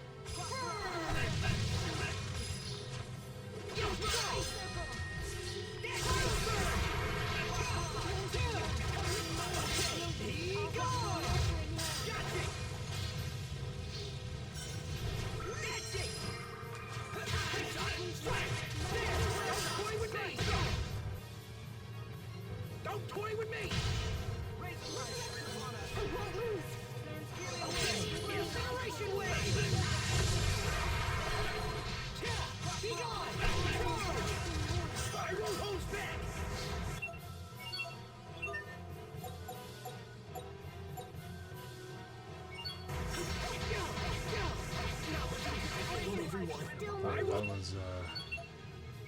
Much longer duration than I was expecting. Oh, sorry about that. Great. Don't toy with me. Money's over lives. This can't keep That happening. was very cool. I won't hold back. Frustrating, but very fun. I won't lose. I need to hit the sacrifice.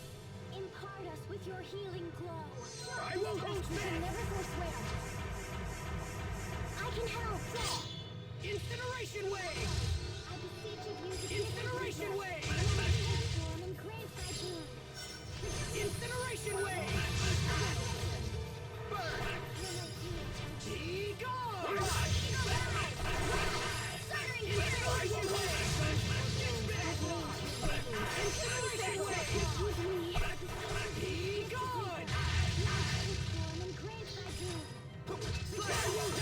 thy boon. They got me. Happening. I can help. Okay. Let this Burn. fight grace. Don't toy with me. Incineration wave. Myself again. Your fate is sealed. Don't toy with me. Incineration wave. Six back. It's over. Shining blade of triumph.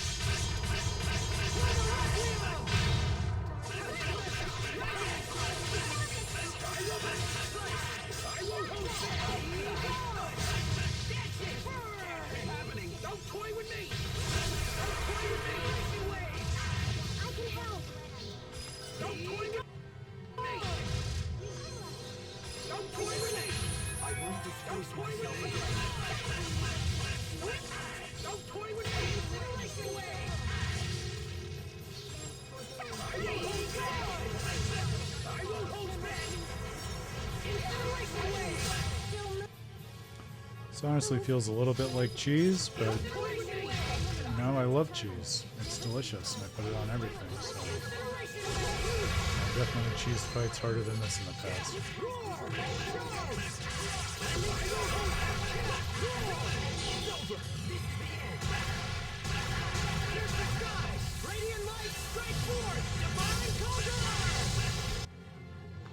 Oh, so close. Pulled Nice. it off somehow. All right. Well, we made it. It wasn't pretty, but we made it. Friendships over monies. Everyone is mean to me. Man after my own heart, Grail. Thank you. I feel seen. They says I'm different from other turtles. They tease me for it. Oh man, even the Dark Turtles contributes to the theming of isolation and loneliness and Lambda and Richard. That's sad. It is? They all calls me the Rotten Mabo Curry Boy. Huh?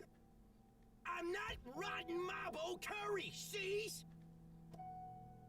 You're a rotten turtles then? No! Look, I knows I ain't pretty. I knows that I'm an ugly turtles. But I'm still gonna flap my wings and fly some days. What? Oh, it's gonna totally happen! What's going to happen? The turtles is gonna turn into a swan. Woo-hoo-hoos! I is reborn in your face, haters! He was Artorias the whole time. I is a swan now! You look the same. Hey, look! He molted! How cute! It's true. You have been reborn. No! This must have been a difficult journey. Congratulations! You really are a regular old weird turtles after all.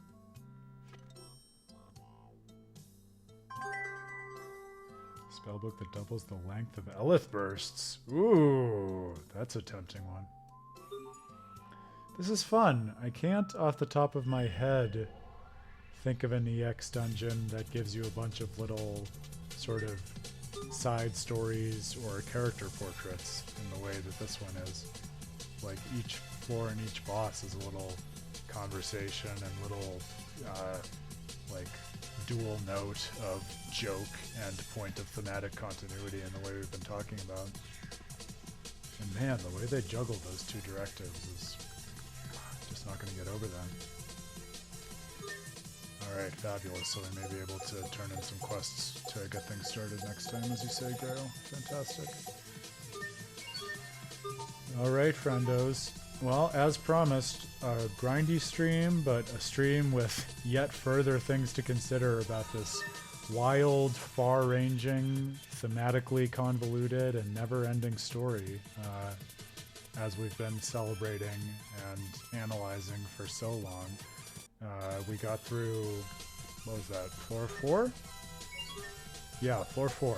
So we didn't quite make it halfway. We'll see how that bodes for next time, but especially since this was really just an EX dungeon grind in all its resplendent madness, chances are good we'll be able to dive into it much more directly on Hump Day and see if we can grind through the rest of it. So we'll see. Amazing. Alright, well I will grab these to my clipboard for next time, Grail, so that you won't have to repeat yourself and we can have marching orders for getting started next time. Awesome. So, we have quests. We've got, like I said, some cleanup to do even beyond the EX dungeon, but I am loving this. It is so absurd and has so many points of continuity with the game and characters even from long ago, like Cedric. I wasn't expecting to see him again. And of course, the wonderful bread and butter of cameos from other games like Kahaku, to whom I will turn more directly after this, working through Tales of Hearts a little bit more. Alright, dear friends. Well, we still certainly have more Tales of Graces F left to go. I wouldn't be surprised, knowing us and knowing this game at this point, if it were to keep us busy for the rest of the week. But, as always, we're never in a hurry. We're going to enjoy and study all that this game has to offer us, and I reckon that's going to be quite a bit yet, if it's a 9-floor EX dungeon, to say nothing of the other remaining to-dos. I think we have a healthy post-game ahead of us, even on the other end of Act 4, so maybe we'll have to do a post-game reflection even on top of our Act 4 discussion and analysis to try to put all of these pieces together. How about that? Yeah, there you go. So it seems like a reasonable, maybe ambitious, but reasonable goal to try to wrap things up this week. So don't hold us to that, but we'll see how things go.